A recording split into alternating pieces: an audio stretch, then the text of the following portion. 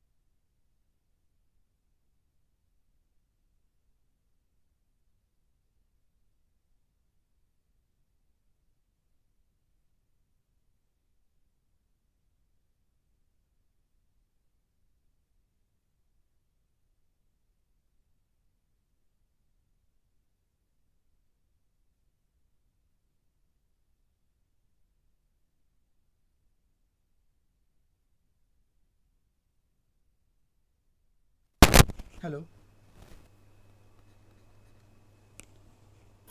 হ্যাঁ তো এই দুটো স্ট্রাকচার হাইপোথেটিক্যালি ঠিক, হ্যাঁ এই দুটো স্ট্রাকচারে মানে কি বলবো,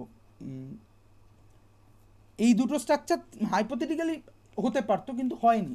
অ্যাকচুয়ালি কি হয়েছে, অ্যাকচুয়ালি দেখা যাচ্ছে যে না তো এইখানে পুরোপুরি সিঙ্গেল বন্ড রয়েছে, না এখানে পুরোপুরি ডবল বন্ড রয়েছে। রেদার আমরা বলতে পারি যে এই যে টোটাল আমার ছখানা কটা ইলেকট্রন আছে, কটা পাই ইলেকট্রন আছে আমরা যদি হিসেব করি, টোটাল বেঞ্জিন নিয়ে কটা পাই ইলেকট্রন আছে বলো তো? কমে যাচ্ছে, 6টা। ছটা, ভেরি গুড। তো ছটা, এই ছটা পাই ইলেকট্রন আমরা বলতে পারি যে এরকমভাবে আলাদা করে না বলে যে কোনো এক মুহূর্তে এইখানে ডবল বন্ড আছে আর পর কোনো একটা মুহূর্তে এখানে ডবল বন্ড আছে, এইসব না বলে আমরা বলতে পারি যে এই ছটা ইলেকট্রনই এই পুরো বেঞ্জিন নিউক্লিয়াসটার মধ্যে ইকুয়ালি শেয়ার্ড হয়ে বসে আছে। অর্থাৎ এই জন্যই দেখবে বেঞ্জিনের মাঝখানে একটা গোল দেওয়া হয়,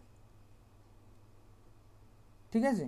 এটার কারণটা হচ্ছে যে না তো এই রকম একটা বেঞ্জিন ঠিক বেঞ্জিন হ্যাঁ যার এই ছটা অরবিটালের মধ্যে কোনো এক সময় এইখানে ওভারল্যাপ হচ্ছে, পরের মুহূর্তে এইখানে ওভারল্যাপ হচ্ছে, না এটা ঠিক নয়। তাহলে ঠিক কোনটা? ঠিক হচ্ছে যে এইখানে ছটা যে আমার অরবিটাল আছে, এই ছটা অরবিটালই অ্যাজ এ হোল ওভারল্যাপ করে আমার একটা ইয়ে তৈরি করেছে, একটা রেজোনেন্স সাইকেল। সার্কেল।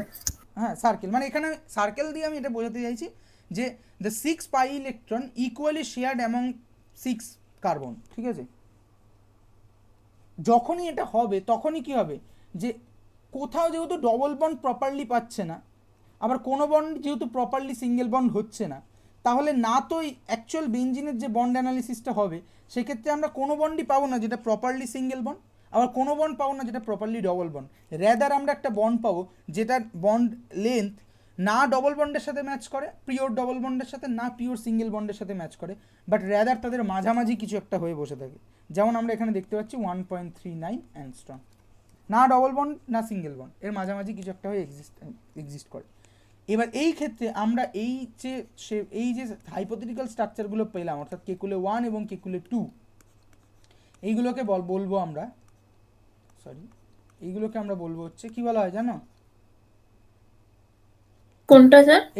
এই যে হাইপোথেটিক্যাল যে মলিকুলগুলো আমরা এঁকেছিলাম, অর্থাৎ কেকুলে 1 এবং কেকুলে 2, এগুলোকে রেজোনেন্সের সাপেক্ষে বলা হয় ক্যানোনিক্যাল ফর্মস। ক্যানোনিক্যাল ফর্মস, ঠিক আছে? Canonical forms.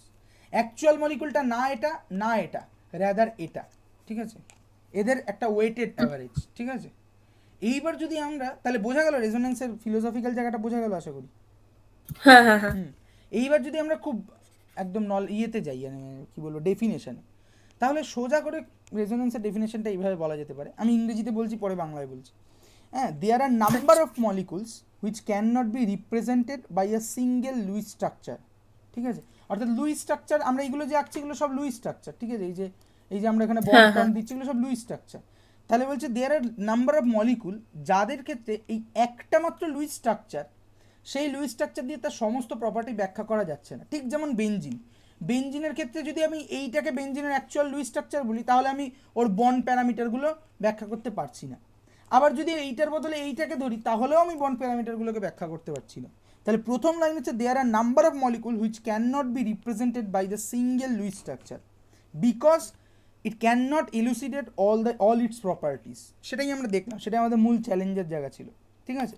Then the possible Lewis structure, অর্থাৎ এটাও হতে পারে এটাও হতে পারে, then the possible Lewis structure call canonical forms may drawn by shifting the pi electrons usually without changing the position of nuclei. একথা আমরা পরে আসছি। তাহলে আমরা বুঝতে পারলাম যে যদি এরকম হয় যে কোনো মলিকুল যার কোনো একটা সিঙ্গেল লুইস স্ট্রাকচার তার সকল প্রপার্টিকে ব্যাখ্যা করতে পারছে না, তখনই আমাকে রেজোনেন্সের শরণাপন্ন হতে হবে, এবং আমরা ওই একটা লুইস স্ট্রাকচারের পাই ইলেকট্রনগুলোকে শিফট করে, কারণ resonance is concern about only pi electrons, ঠিক আছে? অনলি পাই ইলেকট্রনস। হ্যাঁ, সিঙ্গেল বন্ডের রেজোনেন্স হয়, কিন্তু সিঙ্গেল বন্ডের রেজোনেন্সের নামটা অন্য, ওটাকে আমরা এই রেজোনেন্স বলে ঠিক চিনি না। সেটা আমরা কী বলে চিনি একটু পরে আমরা দেখব, ঠিক আছে? যাই হোক, তাহলে পাই ইলেকট্রনগুলো যেটা আছে, আমি তাহলে কী করে করতে পারি যে আমার একটা লুইস স্ট্রাকচার ছিল এইটা বেঞ্জিনের ক্ষেত্রে, ঠিক আছে? এটা হচ্ছে একটা আমার লুইস স্ট্রাকচার ছিল। আমি দেখলাম আমার সমস্ত বেঞ্জিনের প্রপার্টিকে ব্যাখ্যা করতে পারলো না, ঠিক আছে? যেই মুহূর্তে পারলো না, সঙ্গে সঙ্গে আমি কি করব, আমি দেখার চেষ্টা করব যে আর কি কোনো পসিবল লুইস স্ট্রাকচার আছে যেটা দিয়ে বেঞ্জিনকে ব্যাখ্যা করা যায়। এবং তুমি করার পরেও দেখতে পাবে যে প্রত্যেকটা লুইস স্ট্রাকচারই একা একা করে কেউই বেঞ্জিনের সমস্ত প্রপার্টিকে ডিসক্রাইব করতে পারে না। সেই জন্যই রেজোনেন্স আসবে। রেজোনেন্স এসে কী বলবে, এই যতগুলো পসিবল লুইস স্ট্রাকচার আঁকা গেছে একটা মলিকুলের, এই প্রত্যেক কটা লুইস স্ট্রাকচারের একটা ওয়েটের অ্যাভারেজই হচ্ছে আমার আসল রেজোনেন্স হাইব্রিডটা, অর্থাৎ আসল মলিকুলটা। বোঝা গেল? হ্যাঁ, ঠিক আছে, তাহলে এইটা হচ্ছে আমার রেজোনেন্সের মূল কনসেপ্ট। এইবার আমাদেরকে যেটা জানতে হবে যে আমার যদি একটা লুইস স্ট্রাকচার কোনো একটা মলিকুলকে স্যাটিসফাই, তার প্রপার্টিগুলোকে স্যাটিসফ্যাক্টরি এক্সপ্লেনেশন দিতে না পারে, সেক্ষেত্রে আমি কি করে এটা খুঁজে দেখবো বা কি করে অল পসিবল লুইস স্ট্রাকচার ওই মলিকুলটার আঁকবো। সেটা আঁকার নিয়ম হচ্ছে যে আমরা রেজোনেন্সের ক্ষেত্রে অনলি নজর দেবো পাই ইলেকট্রনের উপর। তাহলে প্রথম পয়েন্ট হচ্ছে, হ্যাঁ, we are only concerned about the pi electrons, ঠিক আছে, আর পাই ইলেকট্রন বলে দেওয়া মানে পাই বন্ডটাও বলে দেওয়া, ঠিক আছে। দেন আমরা বলবো যে সবসময় মাথায় রাখবো যে মলিকুলটার নিউক্লিয়াসগুলো, অর্থাৎ এই যে কার্বন নিউক্লিয়াসগুলো যদি বেঞ্জিনের ক্ষেত্রে দেখি, এই নিউক্লিয়াসগুলোর যেন কোনো পজিশনের চেঞ্জ না হয়, ঠিক আছে। মানে বেঞ্জিন যেহেতু সিমেট্রিক্যাল মলিকুল, পজিশনের চেঞ্জ বোঝা যাবে না, কিন্তু একটু পরে যখন আমরা অন্য এক্সাম্পল করবো তখন বুঝতে পারবো আমি পজিশনের চেঞ্জ বলতে কী বোঝাতে চাইছি। তাহলে এর যেন কোনো চেঞ্জ না হয়, অনলি কার চেঞ্জ হবে, এই পাই ইলেকট্রনগুলো। এখানে বন্ডিং ছিল, এই পাই ইলেকট্রনটা এখানে চলে গেল, এটা এখানে চলে এলো, এটা এখানে চলে এলো। দেখো কেকুলে 1 যদি এটা স্ট্রাকচার হয়, আমরা কেকুলে 2 স্ট্রাকচার পেয়ে যাবো। তাহলে এখানে এখন ডবল বন্ড এক্সিস্ট করে, এখানে ডবল বন্ড এক্সিস্ট করে, এখানে ডবল বন্ড এক্সিস্ট করে, তাই তো? হ্যাঁ। তাহলে আমরা দুটো লুইস স্ট্রাকচার পেলাম। এরা কি কেউই একা একা সমস্ত প্রপার্টিকে ব্যাখ্যা দিতে পারবে? না, পারবে না। তাহলে এই দুটো স্ট্রাকচারের একটা অ্যাভারেজ স্ট্রাকচার হচ্ছে আসল মলিকুলটা, সেটা এরকম কিছু একটা, ঠিক আছে। আচ্ছা, তাহলে আমরা ক্যানোনিক্যাল স্ট্রাকচার বা ক্যানোনিক্যাল ফর্ম কি করে আঁকতে হয় সেটা আমরা খানিক প্রথম একটা নলেজ শিখলাম। সেটা হচ্ছে আমি নিউক্লিয়াসের পজিশন চেঞ্জ করব না, অনলি পাই ইলেকট্রনগুলোকে শিফট করব, করে আমরা আঁকবো। ঠিক যেমন আমরা যদি একটা দেখি যে লেটস সে এরকম একটা কার্বক্সিলেট অ্যানায়ন, ঠিক আছে, ও মাইনাস, এইটা যদি একটা ক্যানোনিক্যাল ফর্ম হয়, পরের ক্যানোনিক্যাল ফর্মটা আমি কীভাবে আঁকতে পারি? এই যে এটা মানে পাই ইলেকট্রন এখানে কোনটা, এই যে ডবল বন্ডের একটা পাই ইলেকট্রন, আর এই যে কারো মাথায় নেগেটিভ চার্জ থাকুক বা পজিটিভ চার্জ থাকুক, মানে কি নেগেটিভ চার্জ কোথায় আছে, এখানে একটা পি অরবিটাল আছে, সেখানে একটা ইলেকট্রন আছে, তাই জন্যই এটা নেগেটিভ, তাই তো? হ্যাঁ, একটা ফুলফিল্ড পি অরবিটাল আছে, তাই জন্য এটা নেগেটিভ। তাহলে আমি বেসিক্যালি কি করব, শিফটিং দ্য পাই ইলেকট্রন, অর্থাৎ এর মাথায় যে ভ্যাকেন্ট পি অরবিটাল আছে সেই ইলেকট্রনটা এখানে পড়লো, এটা খুলে এর মাথায় চলে গেল। তাহলে আচ্ছা, দুটো ক্যানোনিক্যাল ফর্মের মাঝখানে আমরা এই সাইনটা ইউজ করি, ঠিক আছে, ডবল হেডেড অ্যারো। তাহলে আরেকটা ক্যানোনিক্যাল ফর্মে কী পেলাম, সি, এইখানে ও মাইনাস হলো, এই ডবল বন্ডেড ও হলো। দেখো এই ক্যানোনিক্যাল ফর্মটা আর এই ক্যানোনিক্যাল ফর্মটা, এবং সেম অ্যাজ বেঞ্জিনের ক্ষেত্রে এই ক্যানোনিক্যাল ফর্মটা এবং এই ক্যানোনিক্যাল ফর্মটা, তারা কি সেম দেখতে না আলাদা দেখতে? কোনটা স্যার আরেকবার বলুন। আমি বলছি যে এই যে ক্যানোনিক্যাল ফর্মটা এবং এই ক্যানোনিক্যাল ফর্মটা, বা বেঞ্জিনের ক্ষেত্রে এই ক্যানোনিক্যাল ফর্মটা এবং এই ক্যানোনিক্যাল ফর্মটা, এই দুটো ক্যানোনিক্যাল ফর্ম যে আমরা পেলাম দুটো মলিকুলের ক্ষেত্রে, তারা কি সেম দেখতে না আলাদা দেখতে? সেম। সেম। তাহলে এই ধরনের ক্যানোনিক্যাল ফর্মকে বলা হয় equivalent canonical form, equivalent canonical forms, canonical forms, বোঝা গেল? হ্যাঁ। আর নন ইকুইভ্যালেন্ট ক্যানোনিক্যাল ফর্ম কীরকম, আমি একটা করে দেখাই, একটা কোনো মলিকুল, তাহলে বুঝতে পারবেন। ধরো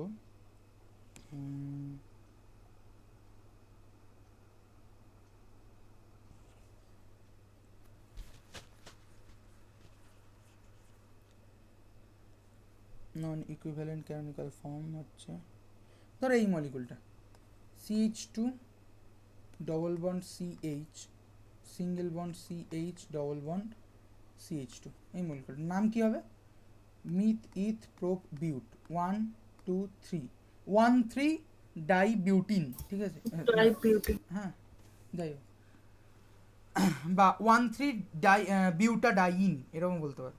তাহলে এইটা যদি আমার একখানা লুইস স্ট্রাকচার হয়, দেখো আমি এই লুইস স্ট্রাকচারটা শিফট করতে পারি, এই পাই ইলেকট্রনটা এখানে পড়লো এবং এই পাই ইলেকট্রনটা এর মাথায় চলে গেল, তার মানে কি হবে, আগে বেসিক স্কেলিটনটা আঁকি, সি সি সি সি, এখানে H2 H2 CH CH।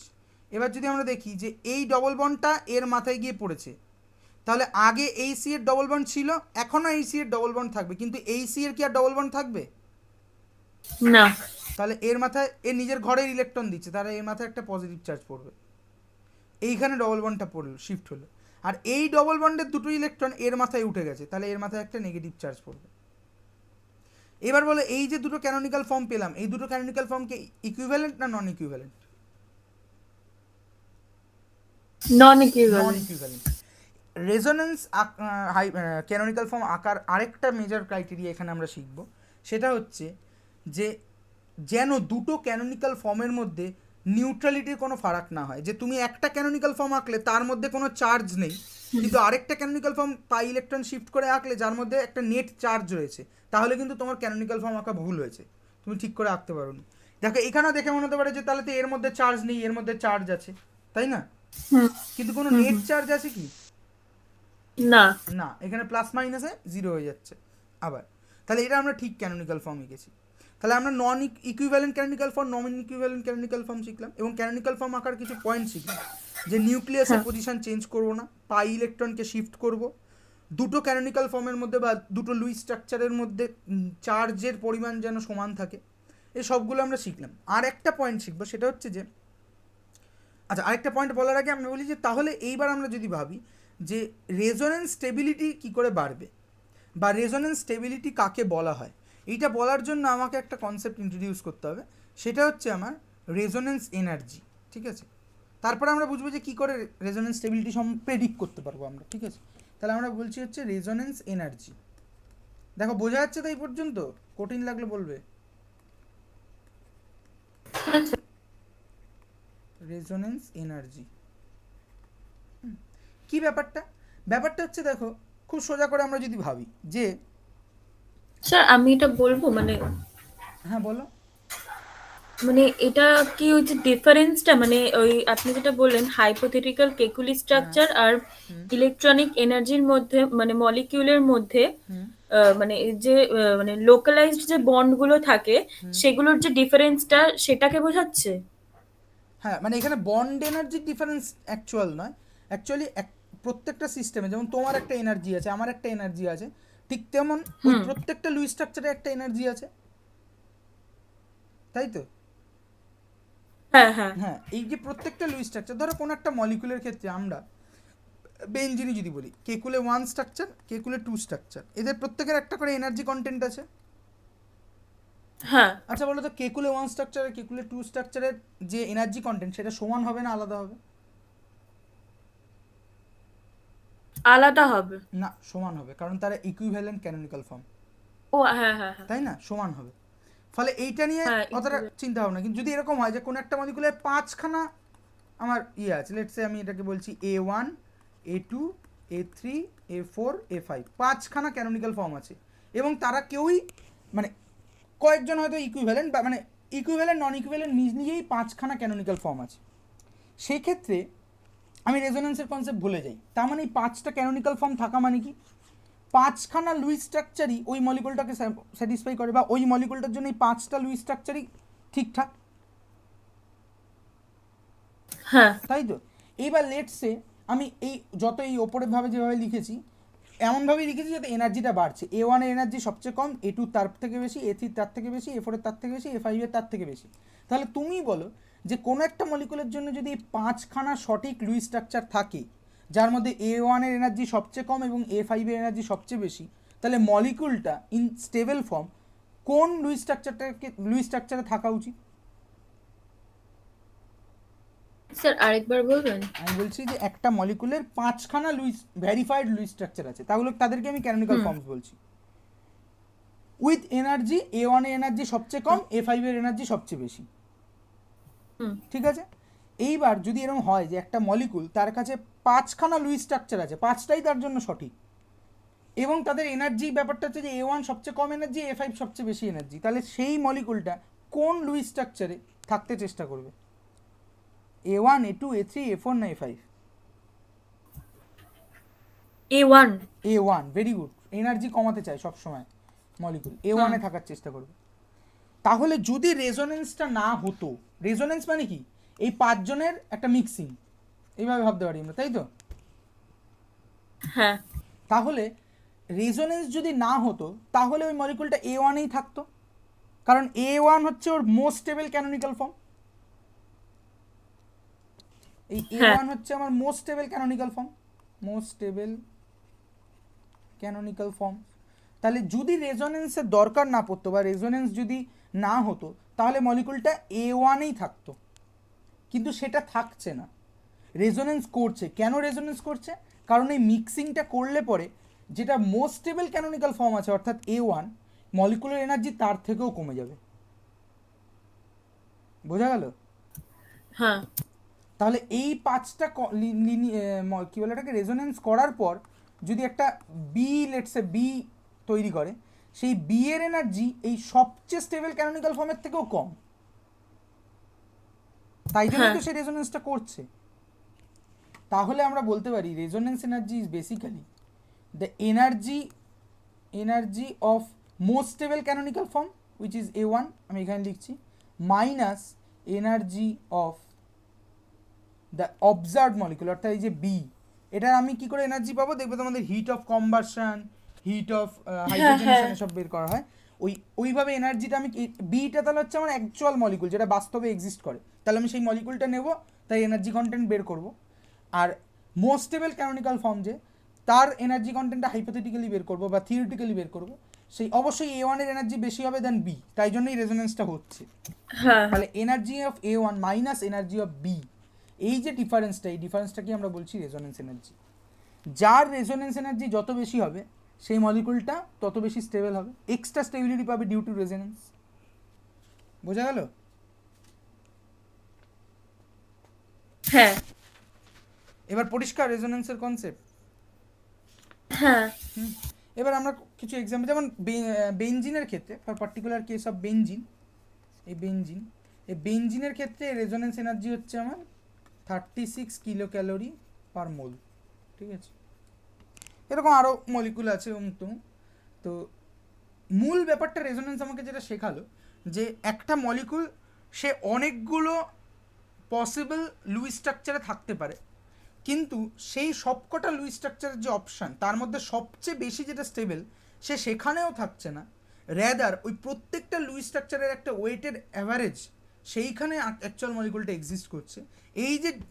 এই যে ঘটনাটা ঘটছে এটাই হচ্ছে resonance, and the difference between the actual molecule and the most stable Lewis structure আর মোস্ট স্টেবল ক্যানোনিক্যাল ফর্ম, সেই ডিফারেন্সটাকে আমরা বলছি রেজোনেন্স এনার্জি। তাহলে আমরা বুঝতেই পারছি যে যত একটা মলিকুলের নাম্বার অফ ক্যানোনিক্যাল ফর্মস বাড়বে তত সেই মলিকুলটার রেজোনেন্স স্টেবিলিটি বাড়বে না কমবে? বাড়বে বাড়বে। যত number of equivalent canonical form বাড়বে তত সেই মলিকুলটার রেজোনেন্স স্টেবিলিটি বাড়বে না কমবে? কমবে বাড়বে। না, যদি এরকম হয়, এই যে এইরকম বললাম A1 থেকে A5 5খানা লুইস স্ট্রাকচার আছে কিন্তু তারা কেউই ইকুইভ্যালেন্ট ক্যানোনিক্যাল ফর্ম নয়, ঠিক আছে? তাহলে আরেকটা ধরলাম আমি B1 থেকে B7 7খানা ক্যানোনিক্যাল ফর্ম আছে এবং কেউই ইকুইভ্যালেন্ট ক্যানোনিক্যাল ফর্ম নয়, তাহলে আমরা দেখতে পাচ্ছি যে এক্ষেত্রে ক্যানোনিক্যাল ফর্মের নাম্বার কম, এক্ষেত্রে টোটাল ক্যানোনিক্যাল ফর্মের নাম্বার বেশি, তাহলে রেজোনেন্স স্টেবিলিটি বি মলিকুলটার ক্ষেত্রে অনেক বেশি হবে দেন এ। কিন্তু হ্যাঁ যদি দেখা যায় যে এ এর মধ্যে 3খানা ইকুইভ্যালেন্ট ক্যানোনিক্যাল ফর্ম আছে, ঠিক আছে, লেটস সে A1 3খানা ইকুইভ্যালেন্ট ক্যানোনিক্যাল ফর্ম আছে, বা A1 A2 A3 এরা ইকুইভ্যালেন্ট, আর A5 S4 আছে, তাহলে কিন্তু দেখা যাবে, হতেও পারে অ্যাকচুয়াল ক্যালকুলেশন অ্যাকচুয়াল মলিকুল না দেখে বলা যাবে না, কিন্তু দেয়ার ইজ এ পসিবিলিটি এই ইকুইভ্যালেন্ট ক্যানোনিক্যাল ফর্ম থাকার জন্য এই মলিকুলটার স্টেবিলিটি এর থেকেও বেশি হয়ে যেতে পারে, ঠিক আছে? অর্থাৎ প্রথম হচ্ছে নাম্বার অফ ক্যানোনিক্যাল ফর্ম যত বেশি হবে তত রেজোনেন্স স্টেবিলিটি বাড়বে, দ্বিতীয় হচ্ছে যত ইকুইভ্যালেন্ট ক্যানোনিক্যাল ফর্মের সংখ্যা বাড়বে তত তার রেজোনেন্স স্টেবিলিটি বৃদ্ধি পাবে। বোঝা গেল? হ্যাঁ আচ্ছা,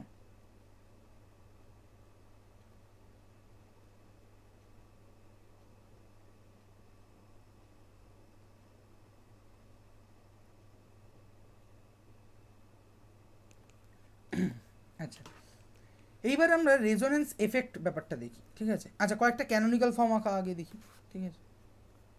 ধরো CH2। আচ্ছা, এর আগে রেজোনেন্স নিশ্চয়ই এঁকেছো তো পরীক্ষা টরীক্ষা বা কোথাও? কিভাবে এঁকেছো? মানে এই মলিকুলটা কিভাবে আঁকবো আমরা যদি ভেবি? কোন এই মলিকিউলটা? CH2 double bond CHCl।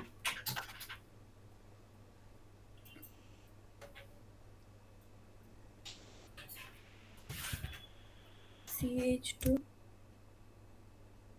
Sir এটা কি CH2? CH2 double bond CH CHCl।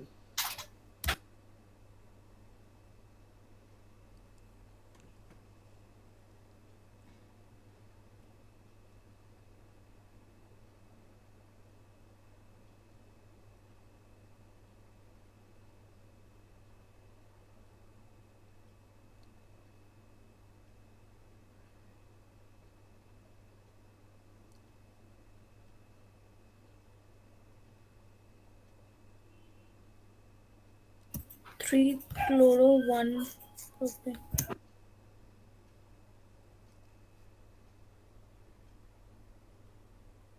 আচ্ছা দেখো, আমি কয়েকটা আগে ফিচার্স বলে দিই কী করে আঁকতে হয়, বা সাইলেন্ট ফিচার অফ, ঠিক আছে, সাইলেন্ট ফিচার অফ কী বলবো এটাকে, রেজোনেন্স এনার্জি বলবো, আচ্ছা যাই হোক, হ্যাঁ এনার্জি বলি, ঠিক আছে।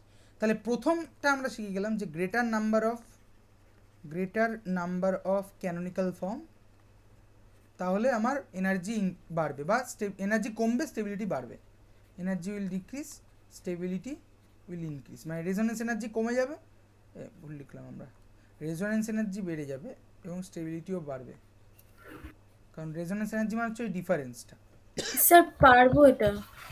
হ্যাঁ পারবে, আমি জানি, তুমি বলো কীভাবে করছো। CH2 double bond CH Cl থেকে CH2 one single bond CH double bond Cl plus. আচ্ছা CH2 CHCl, তারপর কী করো, এখানে double bond CH double bond Cl plus. Cl plus. হ্যাঁ আচ্ছা, আর হ্যাঁ। কিছু হবে না? মানে এখানে প্লাস পড়লে, এখানে তো কোনো নেট চার্জ ছিল না, এখানে তো নেট চার্জ চলে এলো, তাই না? এটায় তো কোনো নেট চার্জ ছিল না, এখানে তো নেট পজিটিভ চার্জ চলে এলো একটা। এই দেখো এখানে ডবল বন্ডটা এর ঘর থেকে দিচ্ছে তো ইলেকট্রন, তাহলে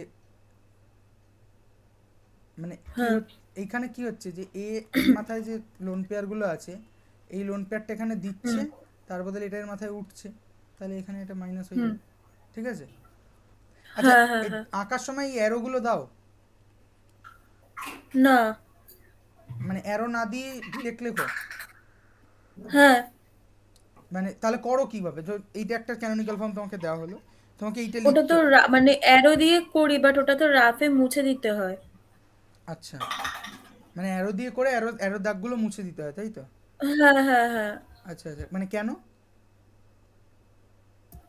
জানি না সেটা ঠিক, কারণ স্কুল থেকে বলেছিল যে এইটা নাকি ঠিক না, তো আমরা তখন আর আচ্ছা তারপর থেকে আচ্ছা, আর দিই হ্যাঁ, না।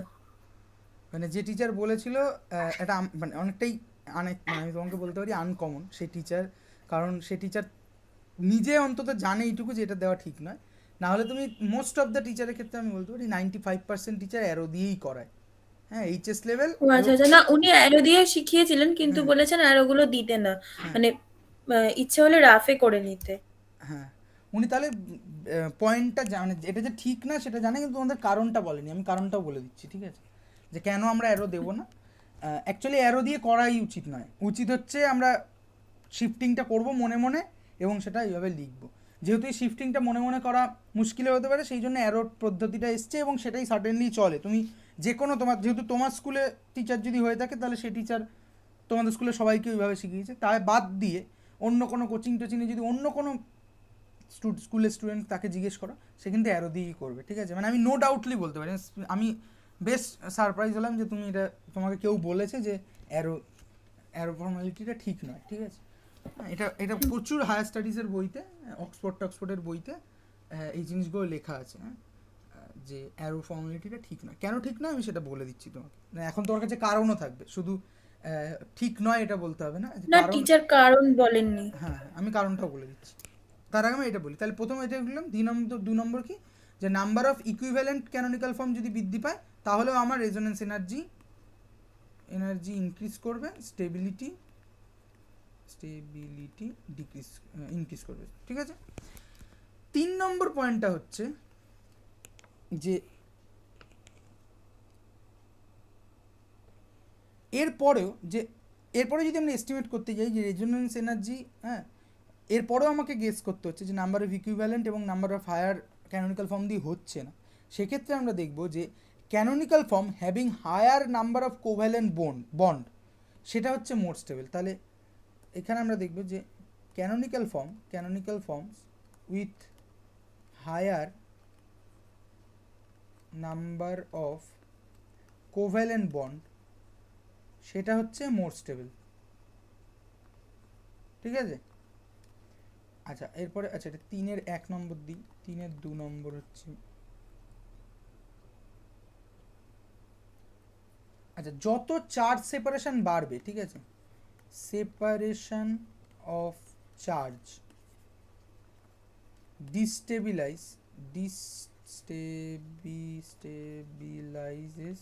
stabilize the contributing structure,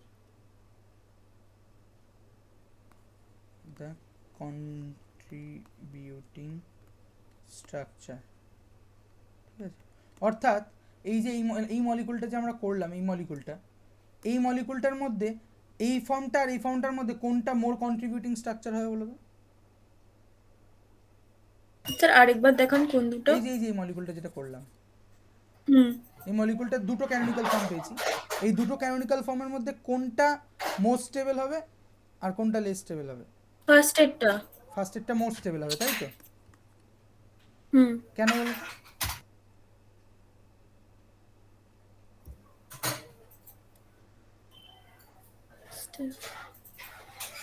কিছুই না, দেখো আমরা বলেছি যে চার্জ সেপারেশন যত বাড়ে, এখানে কোনো চার্জ সেপারেশন নেই, চার্জ সেপারেশন বাড়লে পরে তার কন্ট্রিবিউশনটা টুয়ার্ডস দ্য রেজোনেন্স হাইব্রিড কমে যায়, ঠিক আছে, তার ওয়েটেজটা কমে যায়। তাহলে এইটাই হচ্ছে মোর স্টেবল ক্যানোনিক্যাল ফর্ম এবং এটাই হচ্ছে মোর কন্ট্রিবিউটিং, ঠিক আছে।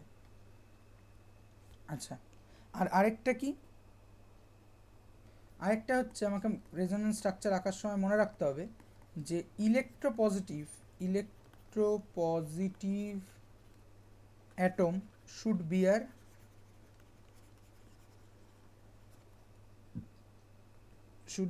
the positive charge, ঠিক আছে, charge, and electronegative atom should bear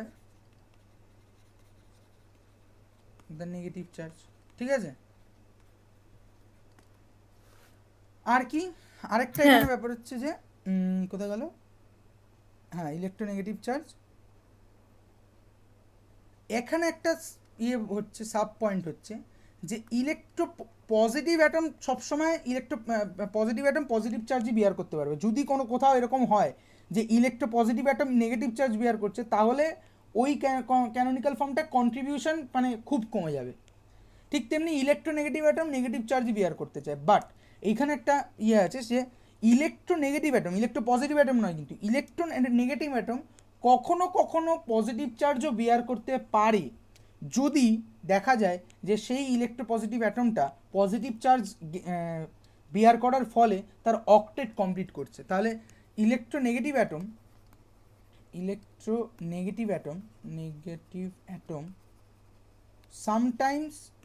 sometimes can bear positive charge also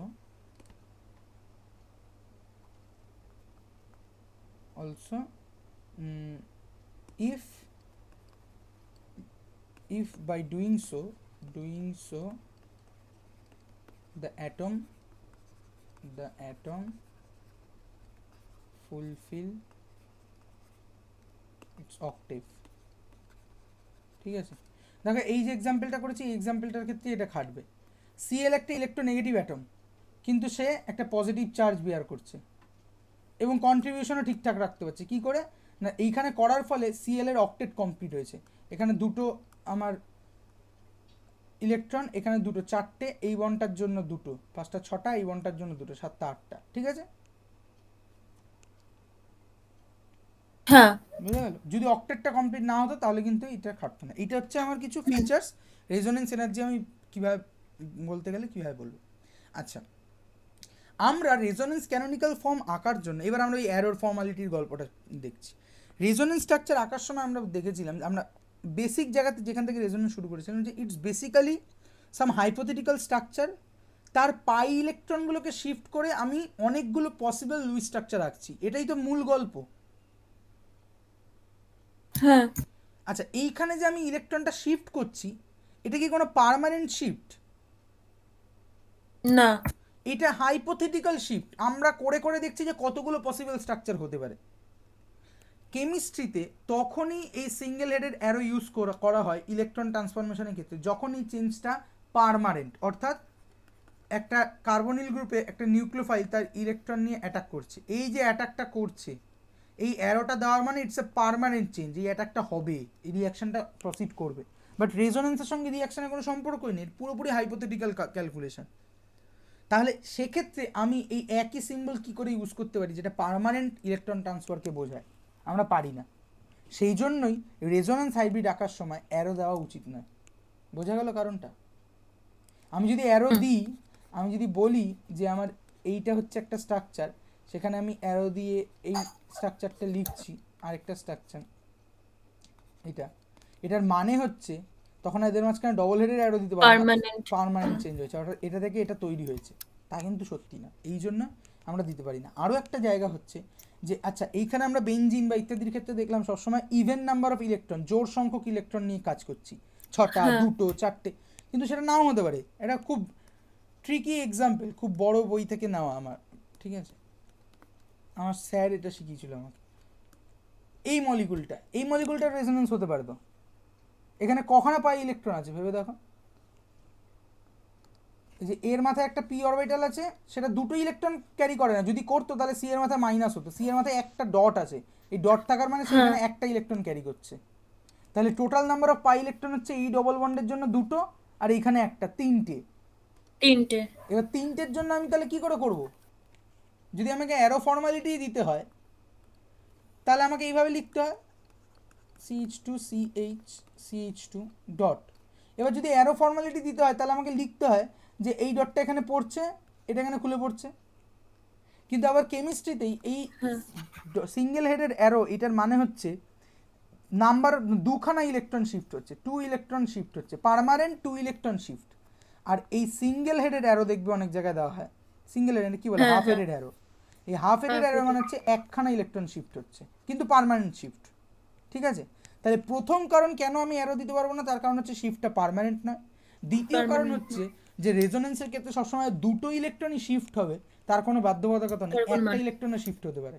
সেক্ষেত্রে কিন্তু ডবল হেডেড অ্যারো অন্য মিনিং বহন করে। তাহলে আমি এটা কীভাবে আঁকবো? যদি আমাকে এটা অ্যারো ফর্মালিটি দিয়ে দেখাতে হয় তাহলে আমি দেওয়া উচিত এখানে সিঙ্গেল হেডেড অ্যারো, আর এই বন্ডের যে দুখানা ইলেকট্রন আছে তার মধ্যে একটা ইলেকট্রন এর মাথায় ফিরে যাচ্ছে, অর্থাৎ রেজোনেন্স স্ট্রাকচারটা হচ্ছে CH2 CH, এখানে ডবল বন্ড CH2 ডট, অর্থাৎ আমরা ইকুইভ্যালেন্ট ক্যানোনিক্যাল ফর্ম পাচ্ছি। কিন্তু অ্যাকচুয়ালি এই অ্যারোটা দেওয়ার কোনো গল্পই নেই। আমাদেরকে মনে মনে ভাবতে হবে যে এর এই একটা ইলেকট্রন আর এই পাই বন্ডের যে দুটো ইলেকট্রন আছে, এই পাই বন্ডের যে দুটো ইলেকট্রন আছে, এই একটা ইলেকট্রন আর এই একটা ইলেকট্রন মিলে এখানে ডবল বন্ড তৈরি করছে, এবং এই একটা ইলেকট্রন এর মাথায় অ্যাজ এ ডট উঠে যাচ্ছে। আচ্ছা, এই দুটো ক্যানোনিক্যাল ফর্ম কি ইকুইভ্যালেন্ট না নন ইকুইভ্যালেন্ট? কোন দুটো স্যার? এই যে দুটো আঁকলাম, ইকুইভ্যালেন্ট। ভেরি গুড, ঠিক আছে। আচ্ছা, এরপরে প্রচুর এক্সাম্পল আছে, বইতে তুমি করবে, হ্যাঁ, যে কীভাবে রেজোনেন্স ক্যানোনিক্যাল ফর্ম আঁকতে হয়, কত ধরনের তুমি আঁকতে পারো, নানা রকম। যত বেশি প্র্যাকটিস করবে তত বেশি মানে তুমি ওই মানে পারফেক্ট হয়ে যাবে আর কি। সেটা সবসময় সত্যি না, আমি কোটা বিশ্বাস করি না, কিন্তু যাই হোক, করলে পরে আর কি, প্র্যাকটিস করলে পরে একটা তো হাত পাকেই বটে। কিন্তু তার সঙ্গে সঙ্গে বেশ মানে কনসেপচুয়াল জায়গাটাও ডেভেলপড হওয়ার দরকার আছে, যেটা সাধারণত করা হয় না আমাদের স্ট্রাকচারে। আমি দেখেছি যে বেশিরভাগ লোকজনই মানে একটা গ্রসলি কিছুই সে জানে না, মানে তাকে কিছু প্রশ্ন করলে পরেই সে, মানে একটু ফান্ডামেন্টাল প্রশ্ন করলে পরেই সে আর কিছু করে উঠতে পারছে না। প্রচুর স্টুডেন্ট আমি দেখেছি যারা এটা করে তাদের দোষ নয়, সেই স্টুডেন্টগুলোর দোষই নয়, তারা প্রথমবার সায়েন্স পড়তে আসছে, হ্যাঁ, তাদের দোষই নয়, দোষ হচ্ছে যে সিস্টেমে তারা পড়ছে সেই সিস্টেমে। যাই হোক, এইবার আমরা যেটা দেখবো যে রেজোনেন্স ফেনোমেনাটা তো বুঝে গেলাম, কিন্তু আমরা সব কিছু যেমন ইন্ডাকটিভ এফেক্টের ফেনোমেনাটা বুঝেছিলাম, তারপর আমরা সেটার উপর বেস করে একটা এফেক্ট সিস্টেমের উপর কী করে এটা এফেক্ট করবে সেটা একটা ব্যবস্থা করেছিলাম। ঠিক তেমনি রেজোনেন্স ফেনোমেনা জেনে গেলাম, এবার রেজোনেন্স এফেক্ট জানতে হবে আমাকে, ঠিক আছে? তাহলে রেজোনেন্স এফেক্ট,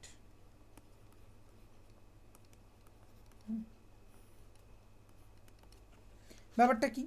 ব্যাপারটা অনেকটা ইন্ডাকটিভ এফেক্টের মতোই। সোজা কথা হচ্ছে যে, আচ্ছা প্রথমে আমরা একটা এক্সাম্পল দিয়া, ধরো এই মলিকুলটার নাম জানো?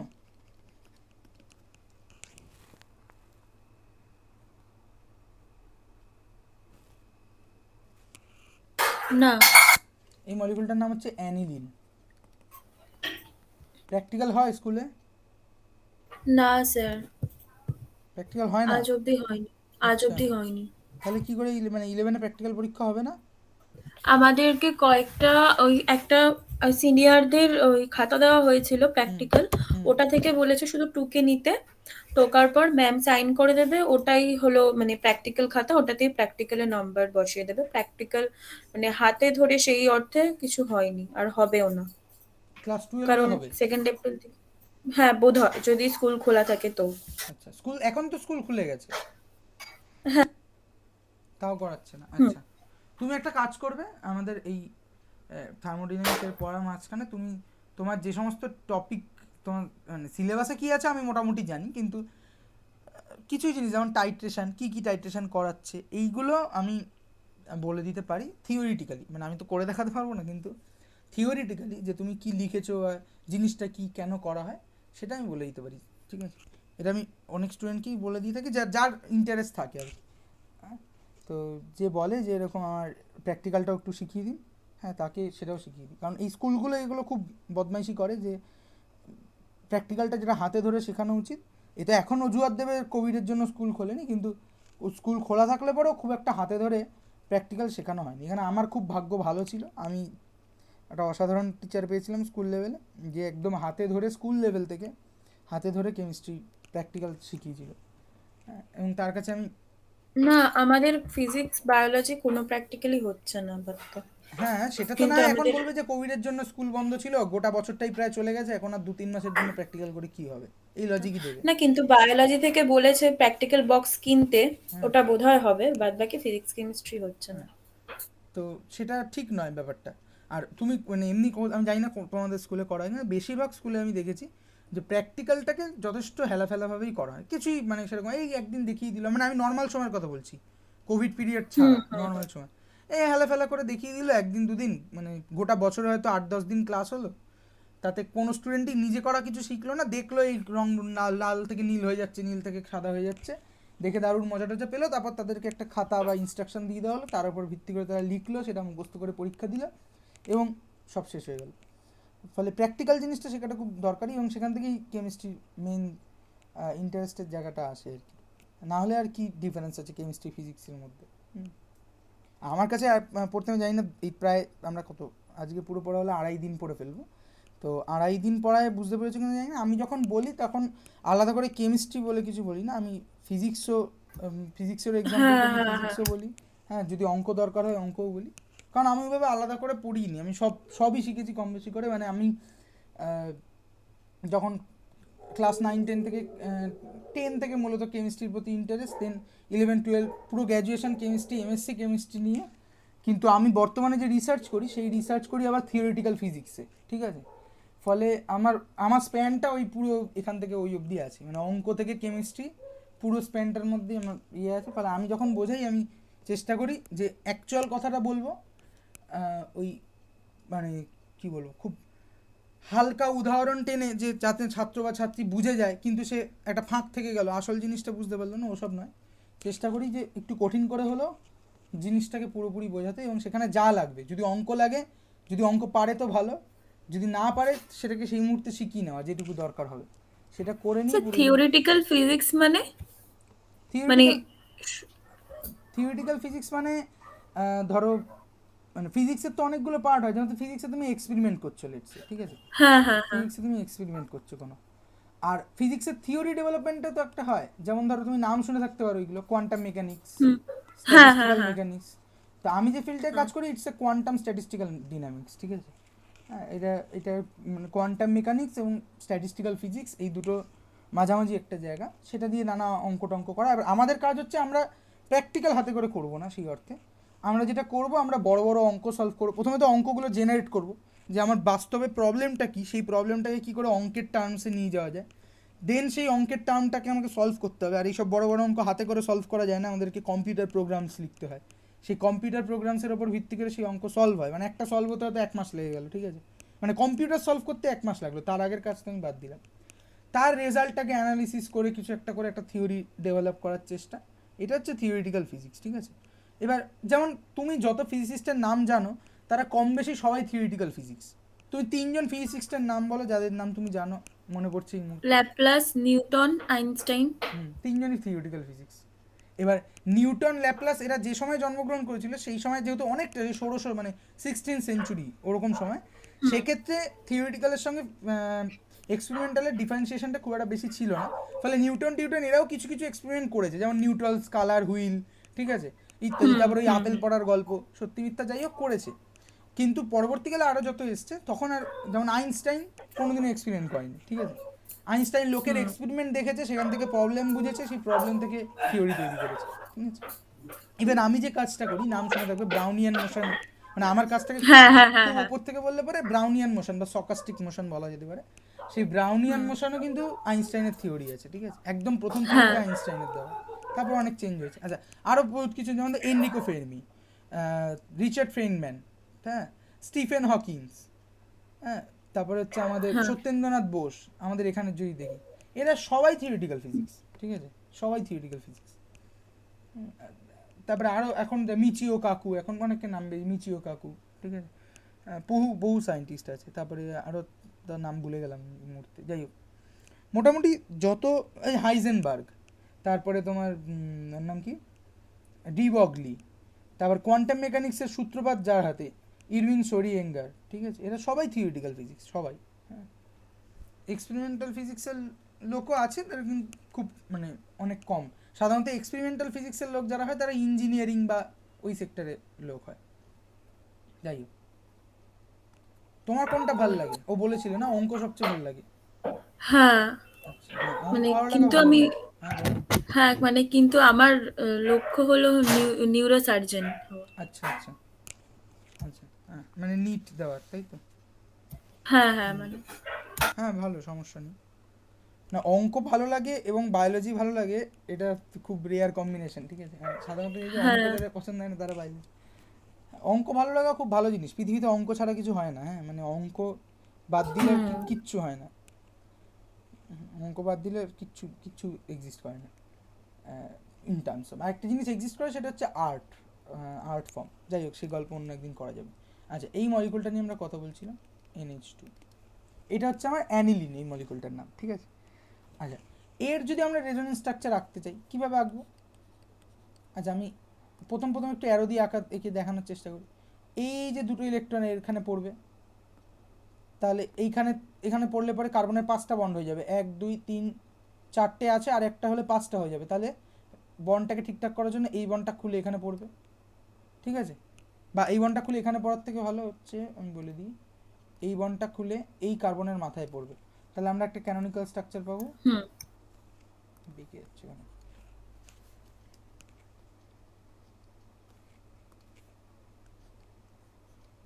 আমরা একটা ক্যানোনিক্যাল স্ট্রাকচার পাবো, এখানে ডবল বন্ড NH2,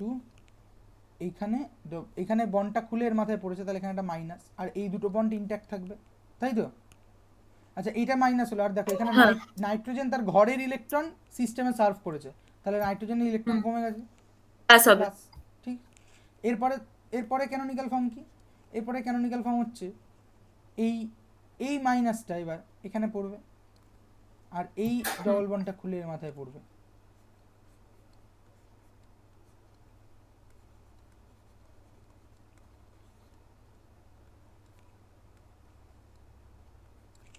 এটা হলো।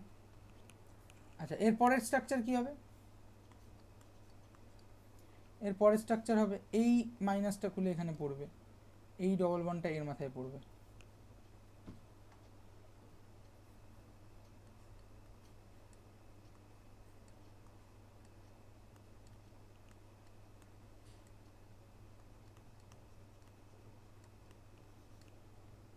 ঠিক আছে, অ্যান্ড দ্য ফাইনাল ওয়ান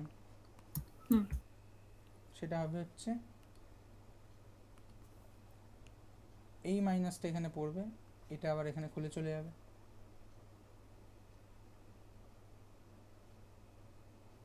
তাহলে আমরা পাবো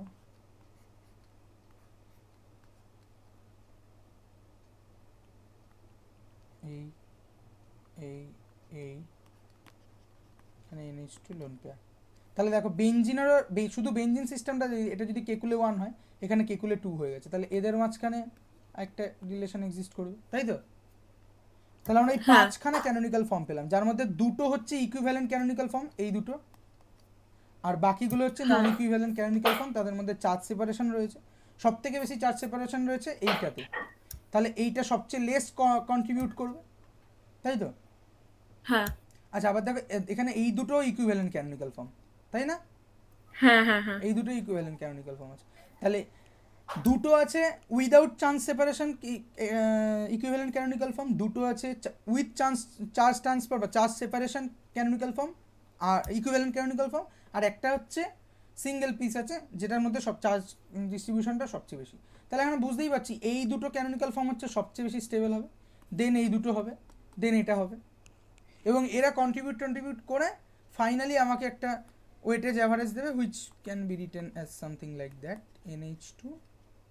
এখানে এরকম এইভাবে কেউ লেখে না, কিন্তু এইভাবে ভাবা যেতে পারে যে এটা আমার রেজোনেন্স হাইব্রিড হবে।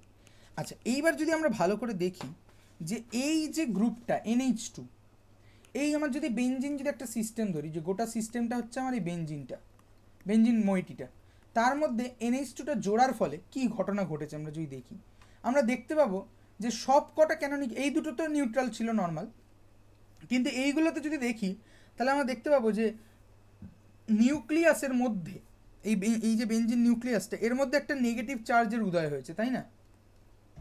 তাই তো? তার মানে এই NH2 বেসিক্যালি করছে কি, ঠিক আছে, বেসিক্যালি এই NH2 এই সিস্টেমে ইলেকট্রন ডেন্সিটিকে ইনক্রিজ করছে, ইনক্রিজিং ইলেকট্রন ডেন্সিটি, তাই তো? ইলেকট্রন ডেন্সিটিকে ইনক্রিজ করছে।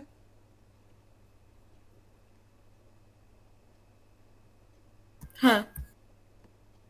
আচ্ছা,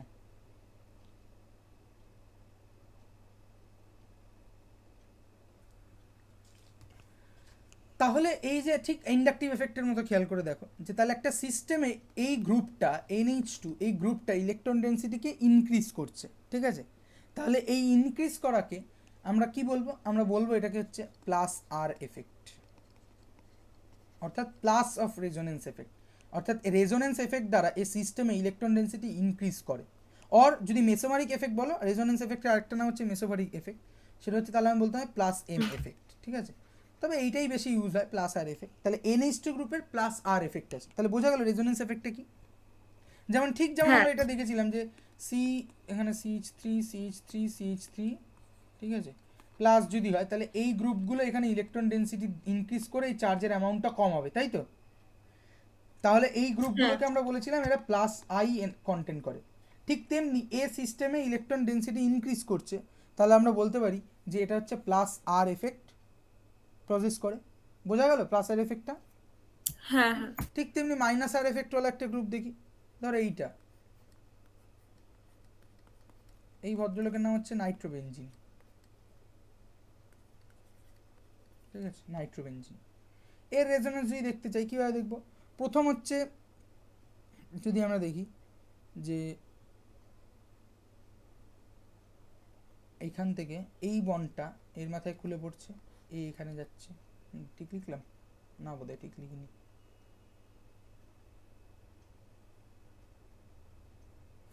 না ঠিক লিখিনি,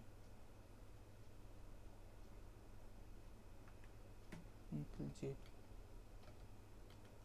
এটা আসলে এরকম না, এরকম হবে, এই এই বন্ডটা এখানে খুলে পড়ছে, এইটা আর মাথায় যাচ্ছে, ঠিক আছে? তাহলে এটা হচ্ছে এরকম হবে, এই এন ডবল বন্ড ও মাইনাস, আর অলরেডি একটা ও মাইনাস ছিল, আর এখানে হচ্ছে এন প্লাসের মতো থাকবে, ঠিক আছে? হ্যালো, হ্যাঁ হ্যাঁ। তারপরে স্ট্রাকচার কি হবে? তারপরে স্ট্রাকচার হবে আমার এইখানে, আচ্ছা এখানে একটা প্লাস চার্জ হবে, কারণ এই যে এই ইলেকট্রনটা চলে গেছে, তাহলে এখানে একটা প্লাস চার্জ হবে, ঠিক আছে? তাহলে এর পরের স্ট্রাকচার কি হবে? এর পরের স্ট্রাকচার হবে এই ডবল বন্ডটা এখানে খুলে পড়বে, তাহলে এখানে প্লাস চার্জ হলো, এখানে ডবল বন্ড, এই ডবল বন্ড, এদিকটা সিমিলারই থাকবে, ও মাইনাস ডবল বন্ড প্লাস। তারপরে স্ট্রাকচার কি হবে? এই বন্ডটা এখানে খুলে পড়বে, অ্যান্ড সো ফোর্থ, আর রাখছি না, ঠিক আছে? আশা করি বুঝতে পেরেছো। হ্যাঁ স্যার। ও মাইনাস, তাহলে আমরা যদি এখানে ভালো করে দেখি যে এই নাইট্রো গ্রুপটা বেসিক্যালি সিস্টেমে একটা পজিটিভ চার্জ জেনারেট করছে, অর্থাৎ বেনজিনের যে পাই ডেনসিটিটা ছিল সেই ডেনসিটি খানিকটা নিজের দিকে টেনে নিচ্ছে, তাই তো? তাহলে এই নাইট্রো গ্রুপকে আমি বলবো it possess minus R or minus M effect, ঠিক আছে? বোঝা গেল? হ্যাঁ এবার দেখবে কোন কোন গ্রুপগুলো প্লাস আর এফেক্ট দেখায়, কোন কোন গ্রুপগুলো মাইনাস আই এফেক্ট দেখায়, মাইনাস আর এফেক্ট দেখায়, সেগুলো তুমি দেখে নিতে পারো। যেমন ধরো এই গ্রুপগুলো ও এইচ, এখানে লোন পেয়ার আছে, অর্থাৎ এরা সিস্টেমে ইলেকট্রন দেবে, তার মানে এরা প্লাস আর, ও এইচ, ও এম ই, ঠিক আছে? এটা সবাই এখানে ইলেকট্রন আছে, সিস্টেমে ইলেকট্রন দেবে, তাহলে এগুলো সবাই প্লাস আর দেখাবে। আচ্ছা মাইনাস আর কে দেখাবে? মাইনাস আর যেমন এই গ্রুপটা কার্বক্সিলিক অ্যাসিড গ্রুপ, ঠিক আছে? এ মাইনাস আর দেখাবে, এই ইলেকট্রন টেনে নেবে এর দিকে, ঠিক আছে? বা ধরো এটা অ্যালডিহাইড গ্রুপ, যেমন কিটো গ্রুপ, ঠিক আছে? এরা হচ্ছে মাইনাস আর দেখাবে। আচ্ছা এই ফাংশনাল গ্রুপগুলো ক্লাসিফিকেশন ভালো করে জানো তো, কোনটাকে কোন ফাংশনাল গ্রুপ বলে, কেন বলে, ঠিক আছে? যদি কোনোদিনও কথায় কথায় আসে তখন আমি একবার বলে দেবো আমার মতো করে, ঠিক আছে? আচ্ছা যাই হোক, একটা জিনিস সেটা তোমাদের লেভেলে খুব একটা বেশি লাগে না, কিন্তু আমরা যখন পড়ছি একটু ভালো করে, তাহলে এটা বলে দিই। সেটা হচ্ছে স্টেরিক ইনহিবিশন অফ রেজোনেন্স। দেখো এই যে রেজোনেন্স তৈরি হতে গেলে আমরা কি দেখেছিলাম, আবার ওই ওয়েভ মেকানিক্সে চলে যাই, যে প্রত্যেকটা পি অরবিটাল যে কার্বনের মাথায় আছে, আমরা বেনজিনকে নিয়েই কাজ করি, বুঝতে সুবিধা হবে তাই। এই প্রত্যেকটা যে পি অরবিটাল কার্বনের মাথায় আছে, এই প্রত্যেকটা পি অরবিটালের মধ্যে একটা ওভারল্যাপ হচ্ছে তো ফাইনালি রেজোনেন্স ওয়েভটা তৈরি করার জন্য, তাই তো? হ্যাঁ অর্থাৎ এই পি অরবিটালগুলোর ওভারল্যাপ ইন্টিগ্রালটাকে ম্যাক্সিমাইজ করার দরকার আছে, যত বেশি ওভারল্যাপ হতে পারবে তত জিনিসটা ভালো ঘটবে। হ্যাঁ তাহলে যতগুলো অ্যাটমিক অরবিটাল রেজোনেন্স পার্টিসিপেট করার জন্য যে মলিকুলার অরবিটালটা তৈরি হবে তার মধ্যে পার্টিসিপেট করবে, সোজা কথা রেজোনেন্সে পার্টিসিপেট করবে যতগুলো নিউক্লিয়াস, তার সেই পার্টিকুলার অরবিটালগুলোকে একটা প্লেনে থাকতে হবে, ঠিক আছে? এই ক্ষেত্রে দেখো এই বেনজিন নিউক্লিয়াসটার প্রত্যেকটা অরবিটাল তারা একটা সিঙ্গুলার প্লেনে রয়েছে, অর্থাৎ এই যে হেক্সাগোনাল প্লেটটা, এটা যদি একটা প্লেন হয় তাহলে এই প্লেনের অ্যাবভে রয়েছে আর বিলোতে রয়েছে, অর্থাৎ এরা একটা পার্টিকুলার প্লেনে রয়েছে, তাই তো? তাহলে অর্থাৎ এরা ভালো ওভারল্যাপ করতে পারবে। যদি এরকম হতো যে কোনো একটা অরবিটাল আউট অফ প্লেন হয়ে গেল, তাহলে এদের ইয়েটা ঠিকঠাক হতো না। ঠিক এই জিনিসটাই আমরা দেখব যে কোনো একটা মলিকুলের ক্ষেত্রে যেখানে রেজোনেন্স পসিবল, রেজোনেন্সের জন্য স্টেবিলিটি গেইন করা পসিবল, কিন্তু সেই এফেক্টটা হয় পুরোপুরি দেখা যাচ্ছে না বা আংশিকভাবে দেখা যাচ্ছে, কারণ সেখানে সাম স্টেরিক মানে হচ্ছে স্পেস, স্টেরিক কথাটা এসছে স্টিরিও জায়গা থেকে, স্টিরিও মানে হচ্ছে স্পেশিয়াল ডিস্ট্রিবিউশন, অর্থাৎ স্পেশিয়াল ডিস্ট্রিবিউশনে ধাক্কাধাক্কি হওয়ার জন্য, স্থান সংকুলন হওয়ার জন্য মলিকুলটা এমনভাবে ডিস্টর্টেড হয়ে গেছে যে তার অরবিটালগুলো আর সেম প্লেনে এসে ওভারল্যাপ করতে পারছে না। দ্যাট ইজ ওয়াই যে রেজোনেন্সটা হওয়ার কথা ছিল থিওরিটিক্যালি, আমরা সেই রেজোনেন্স হয় পুরোপুরি দেখতে পাচ্ছি না, অথবা দেখলেও আংশিকভাবে দেখতে পাচ্ছি, উইথ 100% ক্যাপাবিলিটি আমরা সেখানে দেখতে পাচ্ছি না। এই ঘটনাটাকে বলা হয় স্টেরিক ইনহিবিশন অফ রেজোনেন্স, ঠিক আছে? যেমন একটা উদাহরণ আমরা যদি দেখি, আয়োডোবেনজিন ঠিক আছে, আয়োডোবেঞ্জিন কীরকম, বেঞ্জিন তার মাথায় আয়োডিন। এর সঙ্গে আমি, আচ্ছা এই অর্থমেটা পজিশন এগুলো জানো তো? হ্যাঁ এই এরকম একটা তৈরি করলাম, যা দুটো অর্থতে দুটো NO2 আছে আর প্যারাতে একটা NO2 আছে। এই মলিকুলটার ক্ষেত্রে আমরা যদি দেখি যে কি হবে রেজোনেন্স স্ট্রাকচার, তাহলে প্রথম কথা হচ্ছে আয়োডিন, তার মাথায় অনেকগুলো লোন পেয়ার আছে, সে এখানে দিতে পারে, দিলে পরে যেরকম রেজোনেন্স হওয়ার হবে। কিন্তু আমাকে এখানে মাথায় রাখতে হবে যে যখনই এই রেজোনেন্সটা হচ্ছে, যে আয়োডিন এখানে দিল, এই বন্ডটা এখানে খুলে পড়লো, আমি অনেকগুলো ক্যানোনিক্যালকে একসাথে দেখাচ্ছি, এই বন্ডটা এর মাথায় খুলে পড়লো এই নাইট্রোতে, তখন দেখো এই আয়োডিন একটা সিঙ্গেল অ্যাটম এবং এই NO2 অনেক দূরে আছে, অর্থাৎ এরা এক প্লেনেই আছে, অর্থাৎ এই রেজোনেন্সটা হবে, অর্থাৎ এই যে ক্যানোনিক্যাল ফর্মটা, এই ক্যানোনিক্যাল ফর্মটা এক্সিস্ট করবে। ডবল বন্ড আই, এখানে NO2, এখানে NO2, এখানে ডবল বন্ড, এখানে double bond N, O minus double, হ্যাঁ প্লাস, এই ক্যানোনিক্যাল ফর্মটা এক্সিস্ট করবে। কিন্তু সেম রেজোনেন্সটা যখন এই নাইট্রোটাকে, কোথায় গেল, সেম রেজোনেন্সটা যখন এই নাইট্রোটাকে এই নাইট্রোটাকে নিয়ে হওয়ার চেষ্টা করবে, তখন হতে পারবে না। কেন হতে পারবে না? কারণ এইখানে নাইট্রো এবং আয়োডিন পাশাপাশি থাকার জন্য এখানে একটা স্টেরিক ইনহিবিশন হচ্ছে, ধাক্কাধাক্কি হচ্ছে, যার ফলে নাইট্রোর প্লেনটা আর এরকম ইয়েতে না থেকে, একই প্লেনে না থেকে, সেই প্লেনটা আপসাইড ডাউন হয়ে গেছে। মানে কীরকম ব্যাপারটা আমি যদি ভালো করে বলি, দাঁড়াও তোমাকে দেখাচ্ছি, দেখি দেখানো যায় কিনা।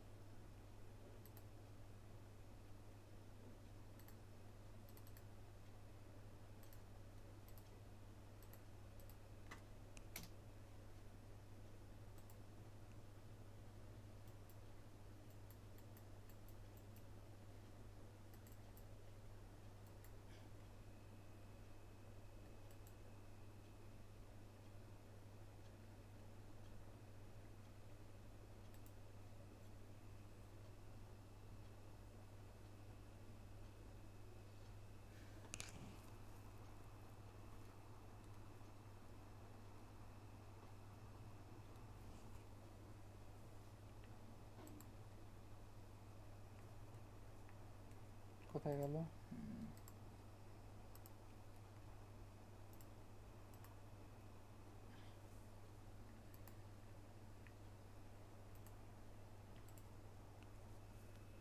হ্যালো, হ্যাঁ এই দেখো, এই যে এইটা একটা সফটওয়্যার আমার কাছে আছে, ঠিক আছে, এখানে আমরা একটা মলিকুলের 3D ব্যাপারটাকে বোঝার চেষ্টা করতে পারি। ধরো এই যে মলিকুলটা, এই মলিকুলটা আমরা যদি দেখি, এই মলিকুলটা দেখো এইখানে, আচ্ছা এখানে আয়োডিনটা দেওয়া নেই,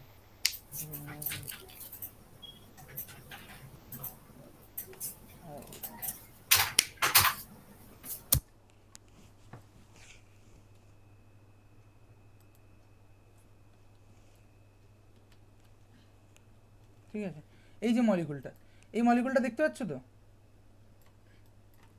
হ্যাঁ দেখো এখানে গোটা ব্যাপারটাকে দেখাচ্ছে যে প্লেনারে আছে, এই যে না, এইগুলো হচ্ছে নাইট্রো, এই গ্রুপগুলো হচ্ছে নাইট্রো, এই নাইট্রোটা হচ্ছে আমার প্লেনে আছে, আর এইখানে যদি আমরা দেখি, এইখানে এই নাইট্রোগুলো সব প্লেনে আছে, অনলি যেটা আমরা দেখতে পাচ্ছি যে আয়োডিন পুরো সিস্টেমটা প্লেনে, দেখো একটা প্লেনে, তাই না?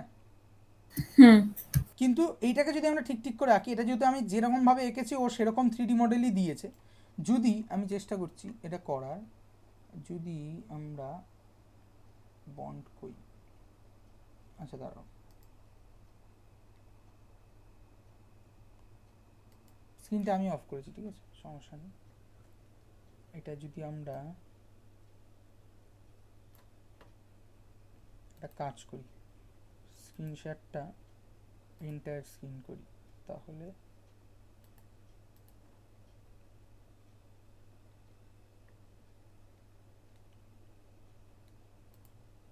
আচ্ছা এইখানে যদি আমরা দেখি, দেখতে পাচ্ছ তো স্ক্রিনটা? হ্যাঁ হ্যাঁ, এইখানে যদি আমরা ঠিক করে আঁকি, অর্থাৎ আমি যদি এখানে আপসাইড ডাউনটা বোঝানোর চেষ্টা করি, এরকম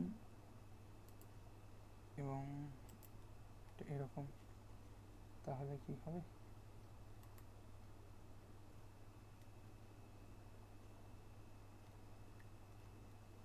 ঠিক আছে, আচ্ছা এখানে একটা আয়োডিন দিতে হবে।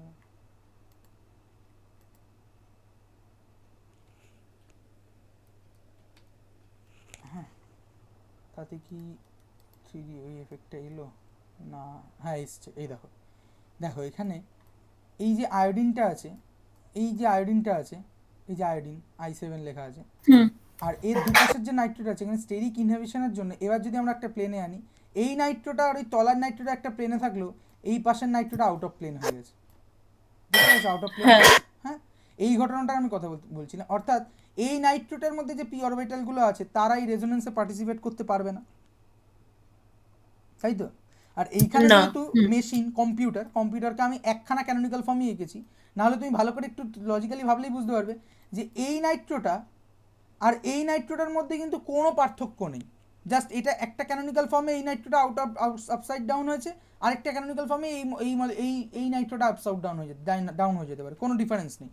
অর্থাৎ পরিষ্কার করে বলতে গেলে এই যে অর্থ পজিশনের দুটো নাইট্রো, এরাই এই আয়োডিনটার সাইজ যেহেতু খুব বড়, আয়োডিন সেই তলায় থাকে, মানে ফ্লুরিন ক্লোরিন ব্রোমিন আয়োডিন অত নিচে থাকে, অত বড় সাইজের জন্য এই স্টেরিক ইনহিবিশনের জন্য কি হবে, যে এই নাইট্রোটা আউট অফ প্লেন হয়ে যাবে। দ্যাট ইজ ওয়াই এই নাইট্রোগুলো, অর্থ পজিশনের নাইট্রোগুলো রেজোনেন্সে পার্টিসিপেট করতে পারবে না, অর্থাৎ যে রেজোনেন্সটা হওয়ার কথা ছিল সেই রেজোনেন্সটা হবে না, যতটা রেজোনেন্স স্টেবিলিটি পাওয়ার কথা ছিল ততটা রেজোনেন্স স্টেবিলিটি পাবে না।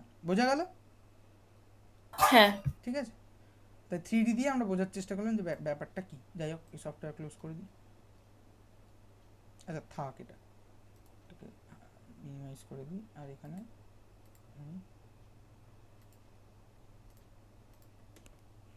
আচ্ছা কোথায় গেল, এই যে দেখা যাচ্ছে।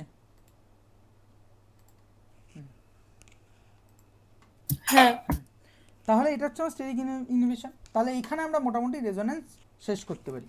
এইবার যেটা তোমার মূল প্রশ্ন ছিল, এতদিন পর আমরা সেখানে এসেছি, হাজির হয়েছি, সেইটা হচ্ছে হাইপার কনজুগেশন। দেখো এখন আর হাইপার কনজুগেশন বুঝতে কিচ্ছু লাগবে না, উইদিন ফিউ মিনিটস আমরা বুঝে যাবো, ঠিক আছে? রেজোনেন্স ক্ষেত্রে আমরা কি দেখেছিলাম, পাই বন্ডটা অনলি পাই বন্ড আর পাই ইলেকট্রন নিয়ে আমরা কনসার্ন ছিলাম, তাই তো? হ্যাঁ হাইপার কনজুগেশন হচ্ছে ইটস বেসিক্যালি আর রেজোনেন্স যেখানে পাই সিস্টেম এবং অ্যান্ড সিগমা সিস্টেম এই দুটোই কনসিডার করব আমরা, ঠিক আছে? পাই সিস্টেম কনসিডার করবো আগে যেরকম করছিলাম, এবং তার সাথে সাথে সিগমা সিস্টেমও কনসিডার করব, কিন্তু সব সিগমা সিস্টেম নয়, অর্থাৎ কার্বন কার্বন সিঙ্গেল বন্ডের সিগমা সিস্টেম নয়, only carbon hydrogen single bonded system. তাহলে hyperconjugation is basically one type of resonance যেখানে আমরা পাই সিস্টেমের পাশাপাশি সিএইচ বন্ড যত আছে এই প্রত্যেকটা সিএইচ বন্ডের সিগমা সিস্টেমকেও কনসিডার করব। বোঝা গেল?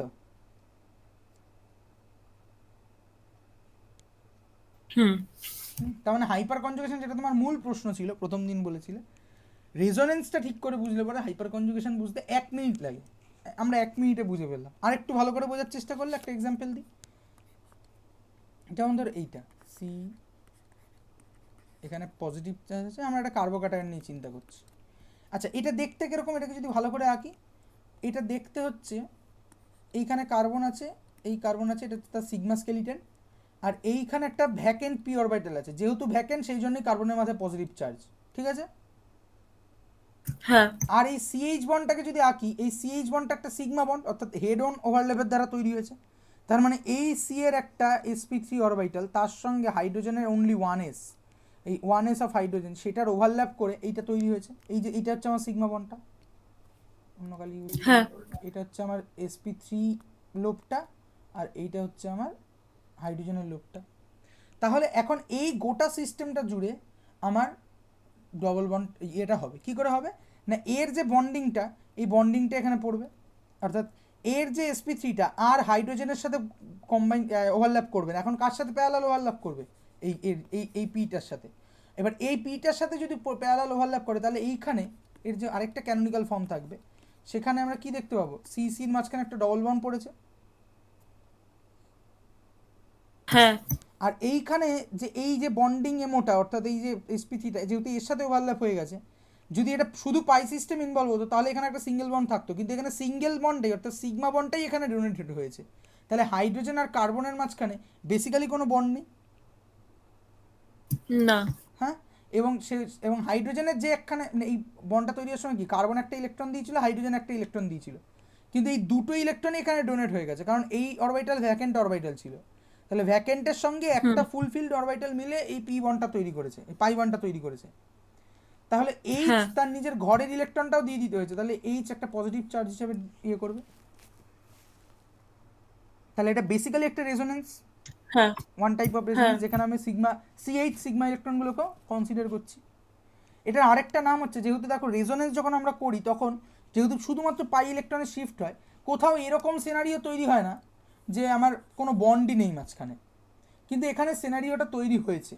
অর্থাৎ হাইপার কনজুগেশনের আরেকটা নাম হচ্ছে দেওয়া হয়, কি নাম দেওয়া হয়েছে শুনেছ, এটাকে বলা হয় নো বন্ড রেজোনেন্স। দেখো বোঝা গেল কিনা, হ্যাঁ হাইপার কনজুগেশন নিয়ে তাহলে কনফিউশন গেছে, দূর হয়েছে।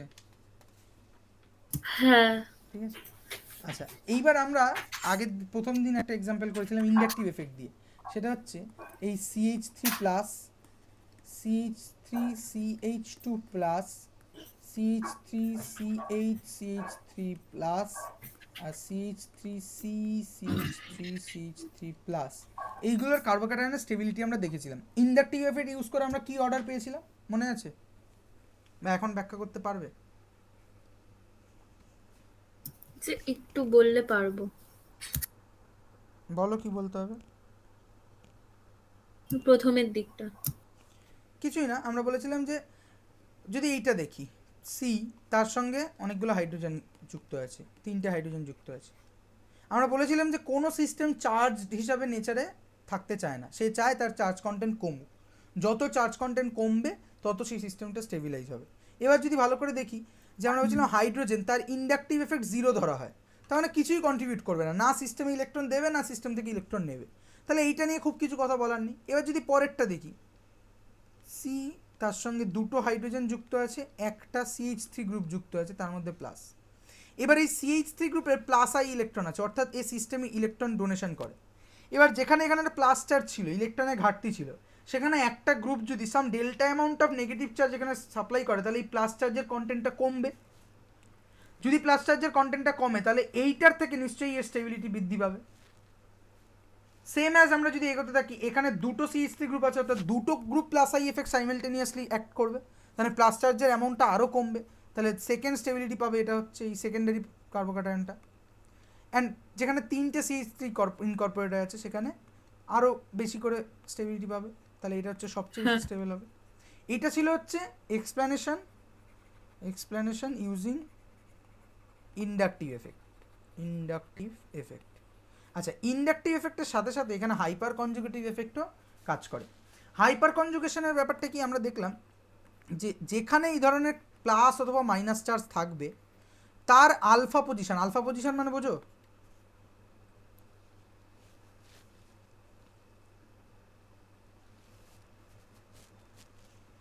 হ্যালো, আলফা পজিশন মানে বোঝো, স্যার আরেকবার বলুন আলফা পজিশন। মানে কোন একটা অর্গানিক সিস্টেমের আলফা পজিশন কাকে বলা হয় সেটা জানো না, আমি সেটাই জিজ্ঞেস করছি। স্যার বলছি একটু দাঁড়ান।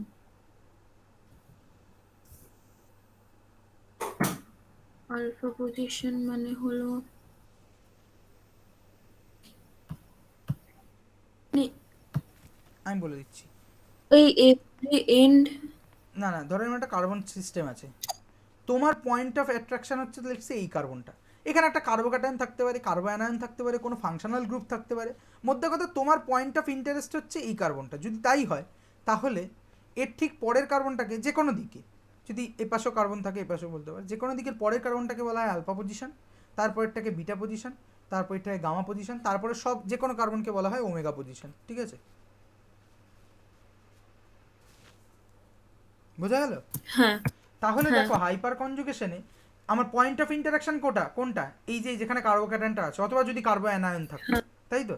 তাহলে যেই মুহূর্তে এটা আমার পয়েন্ট অফ ইন্টারাকশন, তাহলে এর আলফা পজিশনে যে সিএইচ বন্ডটা আছে, সেই বন্ডটাই হচ্ছে আমার হাইপার, সেই বন্ডে যে হাইড্রোজেনটা আছে, এই হাইড্রোজেনটাকেই বলবো হাইপার কনজুগেটিভ হাইড্রোজেন, কারণ এই তো হাইপার কনজুগেশন পার্টিসিপেট করবে। বিটা পজিশনে থাকা কোনো হাইড্রোজেন নিশ্চয়ই পার্টিসিপেট করবে না, গামা পজিশনে থাকা কোনো হাইড্রোজেনও না পার্টিসিপেট করবে না, only the alpha position, alpha hydrogen সেটাই পার্টিসিপেট করবে। হ্যাঁ আচ্ছা, যত বেশি হাইপার কনজুগেশনের, হাইপার কনজুগেটিভ হাইড্রোজেনের পরিমাণ বাড়বে, অর্থাৎ তত বেশি হাইপার কনজুগেটিভ ক্যানোনিক্যাল ফর্ম তৈরি হবে। হ্যাঁ এবং সেটা যদি ইকুইভ্যালেন্ট ক্যানোনিক্যাল ফর্ম হয় তাহলে তো কথাই নেই। ঠিক আছে, তার মানে যত number of hyper conjugative hydrogen বাড়বে, বি ইট ইকুইভ্যালেন্ট আর নন ইকুইভ্যালেন্ট, তত number of hyper conjugative canonical form বাড়বে। যদি সেটা ইকুইভ্যালেন্ট হয় তো খুব ভালো, যদি না হয় তো অল্প ভালো। তাহলে হ্যাঁ হাইপার কনজুগেটিভ হাইড্রোজেন বাড়ার সঙ্গে সঙ্গে আমার সিস্টেমটা মোর ক্যানোনিক্যাল ফর্ম পজেস করবে এবং মোর স্টেবিলাইজড হবে, সেম অ্যাজ রেজোনেন্স। হ্যাঁ হাইপার কনজুগেটিভ হাইড্রোজেন কাকে বলছি না, যেটা আমার পয়েন্ট অফ অ্যাট্রাকশন তার আলফা পজিশনে যে হাইড্রোজেনটা আছে। এবার যদি এই তিনটে জিনিসকে ভালো করে দেখি, দেখো এই এর পয়েন্ট অফ ইন্টারাকশন হচ্ছে এইটা, এর কোনো আলফা কার্বনই নেই, না তাহলে এর কোনো হাইপার কনজুগেটিভ হাইড্রোজেনই নেই। এবার যদি এইটা দেখি, তাহলে এইটা আমার পয়েন্ট অফ ইন্টারাকশন, তাহলে এইটা আমার আলফা কার্বন, আলফা কার্বনের তিনখানা হাইড্রোজেন আছে, অর্থাৎ তিনটে ইকুইভ্যালেন্ট হাইপার কনজুগেটিভ হাইড্রোজেন আছে। হ্যাঁ তাহলে এখানে তিনটি equivalent hyper conjugative canonical form পাবো, অর্থাৎ স্টেবিলিটি একটু বাড়বে। এক্ষেত্রে এখানে এইটা একটা আলফা পজিশন, এটা আরেকটা আলফা পজিশন, অর্থাৎ ছখানা হাইপার কনজুগেটিভ হাইড্রোজেন আছে, আরেকটু বেশি পাবো। এক্ষেত্রে এটা আলফা পজিশন, এটা আলফা পজিশন, এটা আলফা পজিশন, অর্থাৎ নখানা হাইপার কনজুগেটিভ হাইড্রোজেন আছে, তাহলে এটা বেশি পাবো। তাহলে ট্রেন্ডটা সেমই থাকছে, শুধুমাত্র আমরা ইন্ডাকটিভ এফেক্ট দিয়েও ব্যাখ্যা করতে পারি, হাইপার কনজুগেশন দিয়েও ব্যাখ্যা করতে পারি। আসলে স্টেবিলিটিটা এই দুটোরই মিলিত এফেক্ট হিসেবেই দেখা যায়। ঠিক আছে, বোঝা গেল? হ্যাঁ আর তেমন কিছু নেই তোমাকে বলার মতো, হ্যাঁ আর কিছু নেই। তাহলে আমাদের electron displacement in a covalent bond শেষ হলো। এবার বলো, তোমার কিছু প্রশ্ন থাকলে বলো, আমি তার উত্তর দিতে পারি। স্যার, বাংলায় একটা কথা ছিল অভিলেপন, সেটার মানেটা একটু বলবেন? কোথায় দেখেছো? ওই হাইপার কনজুগেশনের মধ্যেই ছিল। অভিলেখন পুরো বাক্যটা একবার পড়ে দিয়ে বলতে পারবে?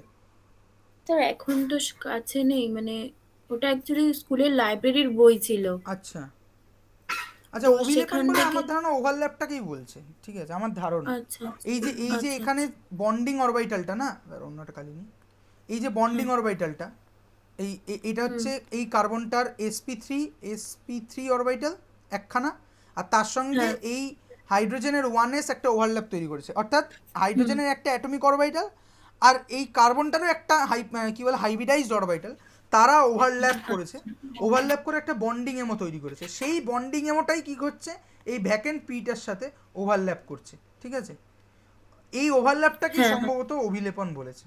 ঠিক আছে, আচ্ছা সম্ভবত যদি হাইপার কনজুগেশনে থেকে থাকে তাহলে এটা এইটাই বলেছে। আচ্ছা, আর কিছু প্রশ্ন আছে? না বোঝা গেছে পুরো ব্যাপারটা? হ্যাঁ আচ্ছা, কেমিস্ট্রিটাকে একটু সহজ মনে হচ্ছে এখন? হ্যাঁ ঠিক আছে, তাহলে আমরা এরপরে পড়বো হচ্ছে থার্মোডাইনামিক্স। আচ্ছা থার্মোডাইনামিক্স পড়বো আমরা। ঠিক আছে, এটা আমরা শুরু থেকে ভালো করে শুরু করব। এবং আচ্ছা, গ্যাস পড়া হয়েছে তো তোমার? হ্যাঁ গ্যাসটা একবার দেখে রাখো ভালো করে, গ্যাসের অনেক কিছু আমার এখানে লাগতে পারে থার্মোডাইনামিক্স পড়তে। ঠিক আছে, হ্যাঁ ঠিক স্যার, আছে। একটা কথা হ্যাঁ বলছি, বলো বলো। ফিজিক্সের থেকে কি এটা অনেকটাই আলাদা? কোনটা? এই মানে থার্মোডাইনামিক্স ফিজিক্সের? হ্যাঁ না না, যেমন ফিজিক্সের রেজোনেন্স আর কেমিস্ট্রি রেজোনেন্স আলাদা না, জাস্ট তাদের পয়েন্ট অফ ভিউটা আলাদা। মানে একজন হ্যাঁ দেখতে চাইছে মলিকুলার লেভেলে, একজন দেখতে চাইছে একটু at- মানে অন্য at- অন্য পার্সপেক্টিভে দেখতে চাইছে। আসলে দুজনের হ্যাঁ মধ্যে মিল আছে, এইটাও বলা হয় না 11-12 স্টুডেন্টদেরকে। আমাকে এটা ফিগার আউট করতে আমাকে ফার্স্ট ইয়ারের শেষের দিকে, সেকেন্ড ইয়ারের শুরুর দিকে আমি অনেক বই টই পড়ে এটা ফিগার আউট করেছিলাম। যে আমার চিরদিনের প্রশ্ন ছিল, প্রশ্নটা হয়েছিল এই অদ্ভুতভাবে। আমার এক বন্ধু আছে প্রণয় বলে, তো সে খুব ফিজিক্স ভালোবাসতো আর কেমিস্ট্রিকে একটু অপছন্দ করতো, ছোটোবেলায় এসব হয় ঠিক আছে। তো সে বারবার বলতো যে কেমিস্ট্রিতে কি এখন এরকম বন্ডের মধ্যে ইলেকট্রন খুলে পড়ছে, এরকম হতে পারে নাকি একটা মলিকুল আছে তার ইলেকট্রন খুলে পড়লো, ঠিক আছে। ঠিকই তো, হতে পারে না, কারণ ওই রেজোনেন্সে পার্মানেন্ট চেঞ্জ নয়, ওটা হ্যাঁ স্যার, হাইপোথেটিক্যাল আমারও চেঞ্জ, তাই মনে হয়। ঠিক আছে। হতে পারে না, সেইখান থেকেই আমার বহুত খোঁজা যে অ্যাকচুয়াল লজিকটা কী, রেজোনেন্সের লজিকটা কী। লজিকটা খুঁজতে খুঁজতে খুঁজতে খুঁজতে আমি যখন আস্তে আস্তে কোয়ান্টাম মেকানিক্সটা একটু একটু শিখলাম, কোয়ান্টাম মেকানিক্স দিয়ে মলিকুলকে কীভাবে ডিফাইন করা হয় সেটা শিখলাম, তখন আমি আস্তে আস্তে এই থিওরিটা ডেভেলপ করলাম যে আসলে রেজোনেন্সের ব্যাপারটা এটাই, যে একটা মলিকুল তার একটা ওয়েভ নেচার আছে। ঠিক যেমন আমরা সাউন্ডের ক্ষেত্রে, লাইটের ক্ষেত্রে রেজোনেন্স, তাদের ওয়েভগুলো ইলেকট্রোম্যাগনেটিক হোক বা স্ট্যাগনেন্ট ওয়েভ হোক, সেই ওয়েভের আমরা মিক্সিং দেখতে পাই। সেমলি একটা মলিকুলকে যদি আমরা একটা মলিকুলার অরবিটাল থিওরি বা মলিকুলার অরবিটাল হিসেবে ট্রিট করি, তাহলে সেই দুটো ওয়েভের মিক্সিং, সেটাই হচ্ছে রেজোনেন্স। এইবার আমরা কেমিস্ট্রিতে যখন রেজোনেন্স দেখবো তখন অত থিওরিটিক্যাল পার্টটা নিয়ে আমরা নজর দেবো না, আমরা শুধু দেখবো যে কার ক্যানোনিক্যাল ফর্ম বেশি, তার এফেক্ট কত ইত্যাদি অমুক তমুক। কিন্তু যখন ফিজিক্সে আমরা দেখবো বিভিন্ন ওয়েভ নিয়ে, তখন ওয়েভের মিক্সিংটাই হচ্ছে বড় পয়েন্ট। এটা হচ্ছে তোমাদের ছোটো লেভেলে। এবার যদি কি কোয়ান্টাম কেমিস্ট্রি পড়তে চায়, তাহলে কিন্তু তাকে ওই ওয়েভগুলো নিয়েই কাজ করতে হবে, তাকে ওই ওয়েভগুলোর অঙ্কই করতে হবে বসে বসে। শুধুমাত্র এক্ষেত্রে হ্যাঁ ওয়েভটা হাওড়া ব্রিজের ওয়েভ হবে না, ওয়েভটা একটা বেঞ্জিন মলিকুলার ওয়েভ হবে, একটা অ্যানিলিন মলিকুলার ওয়েভ হবে। Difference is only that thing. তো থার্মোডিনামিক্স হচ্ছে বেসিক, থার্মোডিনামিক্স ইজ থার্মোডিনামিক্স, তাপগতিবিদ্যা, ঠিক আছে। একটা মানে হিট, সেই heat, heat energy rather, heat energy সে কীভাবে ফ্লো হচ্ছে, সেই হিট এনার্জির ফাইনাল ফেট কি, ইনিশিয়াল ফেট কিসে কি, কিসে ট্রান্সফার হচ্ছে। হ্যাঁ সেই ট্রান্সফারের গল্পই হচ্ছে থার্মোডিনামিক্স। হ্যাঁ, তো সেটা ফিজিক্সেও যা কেমিস্ট্রিতেও তা, অর্থাৎ বেসিক জায়গাগুলো সব সেম, যদি আমরা সেই নজরে পড়তে পারি। ওপর ওপর দেখলে মনে হবে না না দুটো বোধ আলাদা, না সব সেম, শুধুমাত্র আমাদের পয়েন্ট অফ ইন্টারেস্টটা আলাদা হবে। তাও first law of the point of interest সেমই হবে। সেকেন্ড ল অনওয়ার্ডস আমরা দেখতে পাবো যে আমাদের কেমিস্ট্রির থার্মোডিনামিক্স অনেক বেশি রিয়াকশান ওরিয়েন্টেড হয়ে যাচ্ছে, যে এই রিয়াকশানটা থার্মোডিনামিক্স দিয়ে ফিজিবল না ফিজিবল নয়, এটা স্পন্টেনিয়াস নাকি নন স্পন্টেনিয়াস, ইরিভার্সিবল অর রিভার্সিবল, এইসব কথাবার্তা বলবে। ফিজিক্সে গোটা ব্যাপারটাই হচ্ছে একটা কার্নোট ইঞ্জিন, একটা রিভার্সিবল ইঞ্জিন, একটা ইরিভার্সিবল ইঞ্জিন, অর্থাৎ ওখানে একটা ইঞ্জিন অমুক তমুক নিয়ে কথা, আর এখানে হচ্ছে একটা কেমিক্যাল সিস্টেম নিয়ে কথা। মুদ্রা থার্মোডিনামিক্সটা সেম, সেই থার্মোডিনামিক্সটাকে আমি কোন সেক্টরে ইউজ করছি, দ্যাট ইজ মাই কী বলবো, দ্যাট ইজ মাই কী বল point of interest or something like that, ঠিক আছে। বোঝা গেল? হ্যালো, হ্যাঁ হ্যাঁ তাহলে আলাদা কিছুই নয়, ফিজিক্সের থার্মোডিনামিক্স পড়া হয়ে গেছে। হ্যাঁ। আচ্ছা, জিরোথ ল পড়েছো? কটা ল থার্মোডিনামিক্সে?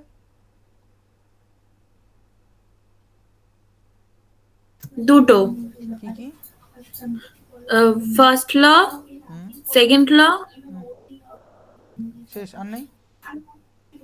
না, জিরোথ ল আছে। First law, second law, third law and zeroth ল,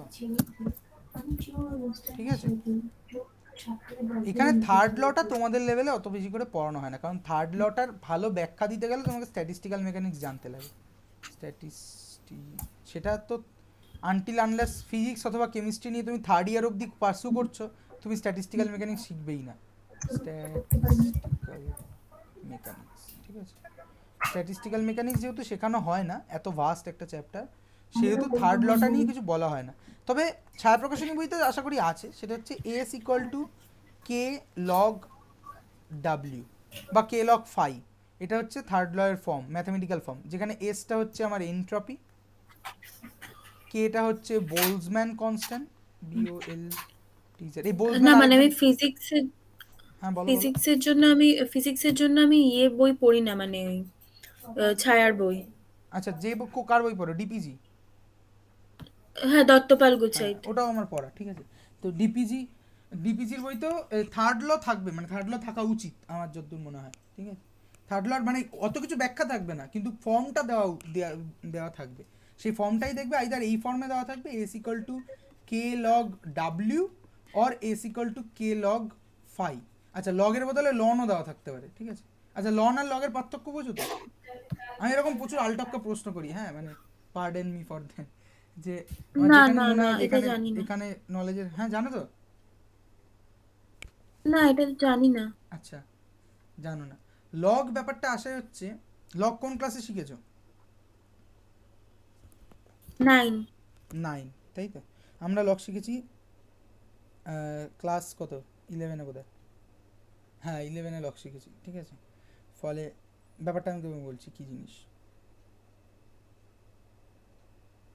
এক second।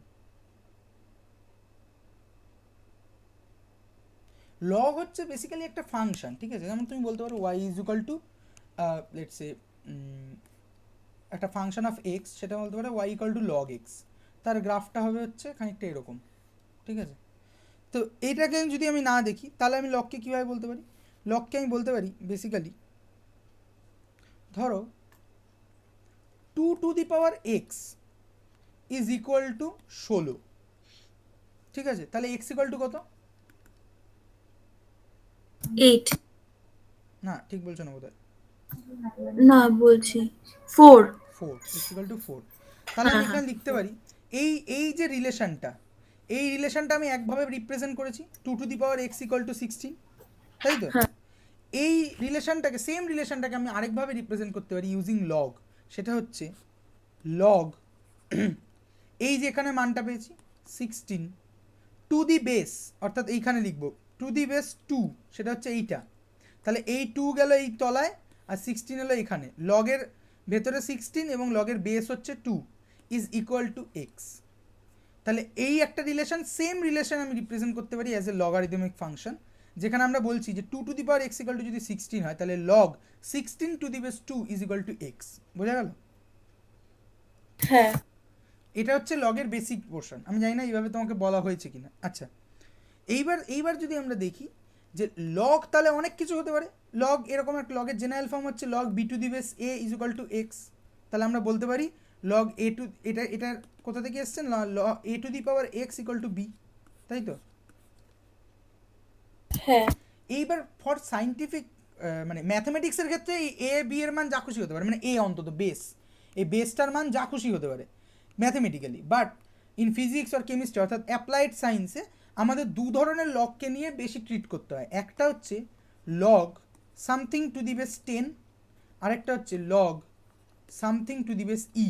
ই মানে হচ্ছে এক্সপোনেনশিয়াল, হ্যাঁ যার ভ্যালু হচ্ছে 2-এর থেকে বড়, 3-এর থেকে ছোট, তাই তো।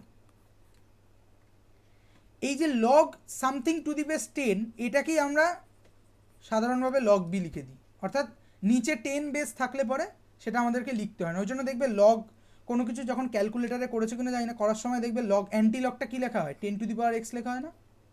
হ্যাঁ এর কারণটাই হচ্ছে যে যদি কোনো এরকম হয় log B to the base 10 is equal to some X, let's say, or X না, এটাকে আমি যদি কিছু একটা লিখি, এক্স এলে গলিয়ে যেতে পারে, ধরো এ লিখলাম, তাহলে আমি কি লিখতে পারি? আমি লিখতে পারি যে 10 to the base A is equal to B, তাই তো। তাহলে কোথাও যদি শুধু লগ লাগানো থাকে, অর্থাৎ log B is equal to A, তাহলে আমাকে শুধু বি এর মান পেতে গেলে কি করতে হবে? 10 টু দি পাওয়ার এ। এটা হচ্ছে এই রিজন থেকে আসে, হ্যাঁ বোঝা গেল? আর আরেকটা যে লগ হচ্ছে, এই লগটাকে বলা হয়, এই লগটাকে লগই বলা হয়। আর এই যে লগটা যার বেসে আছে ই এক্সপোনেনশিয়াল, এই লগের নাম হচ্ছে ন্যাচারাল লগ, ন্যাচারাল লগ, ঠিক আছে। আর একেই লেখা হয় লন বলে। তাহলে যদি এরকম হয় log B to the base E is equal to A, তাহলে আমি এটাকে কি লিখতে পারি? যে E to the power A is equal to B লিখতে পারি তো।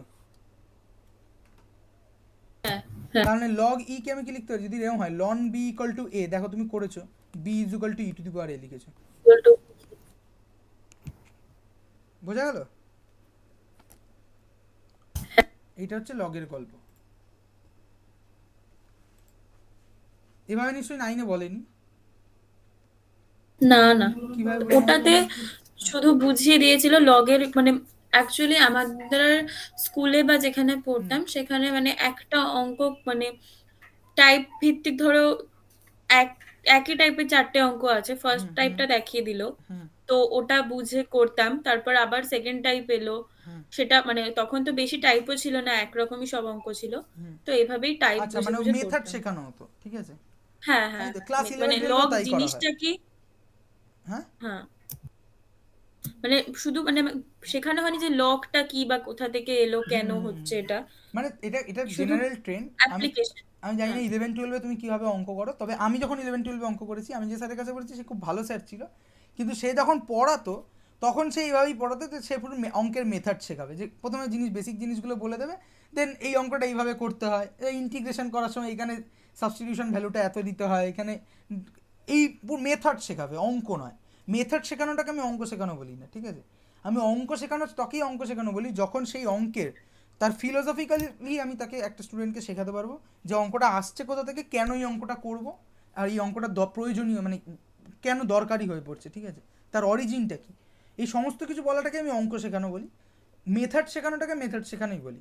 সো ইলেভেন টুয়েলভে আমি জানি না তোমার টিচার কীভাবে অঙ্ক তোমাকে শেখায়, বেশিরভাগ না, ক্ষেত্রে আমি। উনি প্রথমে পুরো বেসিক জিনিসটা বলে হ্যাঁ, দেন, তাহলে খুব ভালো তারপর টিচার পেয়েছো, এবং সেটা এটা তাহলে এটাই অঙ্ক তারপর শেখা। প্রশ্নমালাটা, হ্যাঁ তারপর প্রশ্নমালাটা করে নিয়ে আসতে হয়, যদি যেগুলো পারবো না সেগুলো উনি বুঝিয়ে দেন। হ্যাঁ হ্যাঁ, এইটা ভালো মেথড যদি অঙ্কের ইয়েটা ভালো করে শেখানো হয়, যে অঙ্কের ফিলোসফিক্যাল ব্যাকগ্রাউন্ডটা যেন ঠিক করে শেখানো হয়, যে কীভাবে জিনিসটা ডেভেলপড হচ্ছে।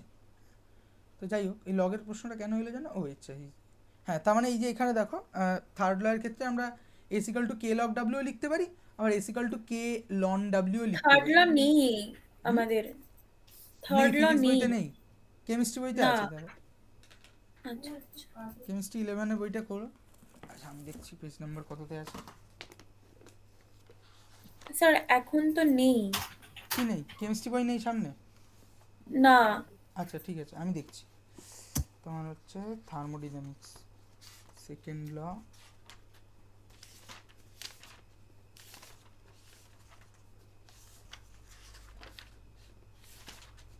ডিপিজি তাহলে রিপ্রাইজ করেছে সম্ভবত, কারণ ডিপিজিতে থার্ড লর আমরা দেখেছিলাম ইয়ে।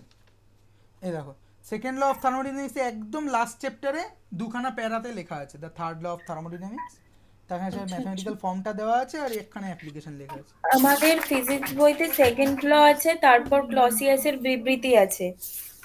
সেকেন্ড ব্যাস লটাই, সেকেন্ড লকে দুভাবে ডিফাইন করা যায়। সেকেন্ড লয়ের থিওরিটিক্যাল বিবৃতি হচ্ছে দুটো, একটা হচ্ছে ক্লসিয়াস স্টেটমেন্ট, একটা হচ্ছে কেলভিন প্ল্যাঙ্ক স্টেটমেন্ট, ঠিক আছে। সেখানে পারপিচুয়াল। কেলভিন প্ল্যানটা নেই আচ্ছা, আমাদের, নেই। শুধু ক্লসিয়াস আছে। আমরা কেমিস্ট্রিতে সবই শিখবো, ঠিক আছে, যা দরকারি আমরা সব শিখবো, কিচ্ছু বাদ দেবো না। আচ্ছা হ্যাঁ, আচ্ছা। যেমন কেলভিন প্ল্যাঙ্ক, এইখান থেকে perpetual machine of first kind, perpetual machine of second kind, এইসবের কনসেপ্ট আছে, ঠিক আছে। তো এইগুলো আমরা শিখবো।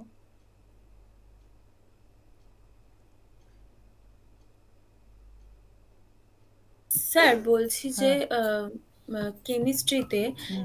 ফাইনাল এক্সামে কেমন কোয়েশ্চেন আসবে একটু বলে দেবেন, তাহলে মানে একটু সুবিধা হয়। ওই তো ছায়া প্রকাশনী বইটার মধ্যে তো প্রচুর প্রশ্ন সলভ টলভ করে দেওয়া আছে, ওরকমই প্রশ্ন আসে, এমসিকিউ আসে, ছোট ছোট প্রশ্ন আসে, বড় প্রশ্ন না আসে। মানে ওই যে সাজেশন টাইপের যদি একটু দিয়ে দিতেন ভালো হতো, মানে এখন তো একদম লাস্ট ইসে তাই। আচ্ছা, না এই সাজেশান দেওয়ার ব্যাপারটা হচ্ছে, সাজেশান দিতে গেলে তোমাকে মানে যে সাজেশান দেবে তাকে বিগত বছরের প্রশ্ন টশ্ন নিয়ে প্রচুর কাজ কারবার করতে হয়, ঠিক আছে। কিন্তু আহ, আমার সে ইয়ে নেই, মানে আমি খুব একটা প্রশ্ন টশ্ন নিয়ে ঘাটাঘাটি করিনি, মানে কী প্রশ্ন আসছে, কোথায় কী ধরনের প্রশ্ন, কারণ সেটা আমার কাছে অপ্রয়োজনীয় মনে হয়, কারণ তুমি যদি বেসিক যে জিনিসটা ঠিক করে জানো, যে কোনো প্রশ্ন তুমি পারবে। আমি তোমাকে বলছি, ছায়া প্রকাশনীর বইয়ের পেছনে যে সমস্ত সলভ করে দেওয়া অথবা উইদাউট সলভ প্রশ্ন আছে, তুমি সেই প্রশ্নগুলো জাস্ট দেখো, প্রশ্নগুলো মুখস্থ করবে না, প্রশ্নগুলোকে কমপ্লিটলি বোঝার চেষ্টা করবে, 100% বোঝার চেষ্টা করবে। আরেকটা জিনিস খেয়াল করবে প্রশ্নগুলো পড়ার সময়, যে প্রশ্নগুলোকে লেখা হচ্ছে কী করে, যে মূলত বেশিরভাগ স্টুডেন্ট যেটা ফেল করে সেটা হচ্ছে যে একটা প্রশ্নকে পড়ে বুঝতে পারে না যে ঠিক তার থেকে কী কী ইনফরমেশান চাওয়া হয়েছে। তো তুমি ছায়া প্রকাশনীর বইয়ের পেছনে বা আরও যদি কোনো বই তোমার কাছে থেকে থাকে তার বইয়ের পেছনে যেসব সলভ প্রশ্ন আছে সেইগুলো থেকে দেখে চেষ্টা করবে ঠিক কোন প্যাটার্নে আচ্ছা ওরা সলভগুলো করছে, অর্থাৎ প্রশ্নটা কি তুমি বুঝলে, এবং প্রথমে চেষ্টা করবে যে ওসব না দেখার, প্রথমে প্রশ্নটা দেখলে, প্রশ্নটা দেখে তুমি নিজে ভাবার চেষ্টা করলে যে এই প্রশ্নের উত্তর তোমার কাছে আছে কিনা। যদি তুমি দেখো যে তোমার কাছে প্রশ্নের উত্তর নেই, ঠিক আছে, তাহলে তুমি বলবে যে মানে প্রশ্নের উত্তর যদি তোমার কাছে না থাকে তাহলে তুমি বুঝতে পারবে যে তোমার জিনিসটা পড়া হয়নি। কারণ প্রশ্ন পড়ে প্রশ্নের উত্তর তোমার কাছে থাকতেই হবে, যদি থাকে। এইবার প্রশ্ন হচ্ছে তুমি কি সেটা ঠিক করে লিখতে পারছো না পারছো না, তার জন্য হচ্ছে তুমি ওই প্রশ্নে যেগুলো সলভ প্রশ্নের উত্তর আছে ওইগুলো দেখবে, দেখলে তুমি প্যাটার্নটা বুঝতে পারবে যে ঠিক কী করে, কারণ তুমিও জানো প্রশ্নের উত্তর কী। এবার দেখবে যে প্রশ্নের উত্তরটাই কীভাবে সাজানো হচ্ছে, এইটা স্টাডি করতে করতেই মোটামুটি তোমার একটা লেখার প্যাটার্ন তৈরি হয়ে যাবে। ঠিক আছে, আচ্ছা আচ্ছা। ঠিক আছে, তাহলে আজকে রাখি। হ্যাঁ।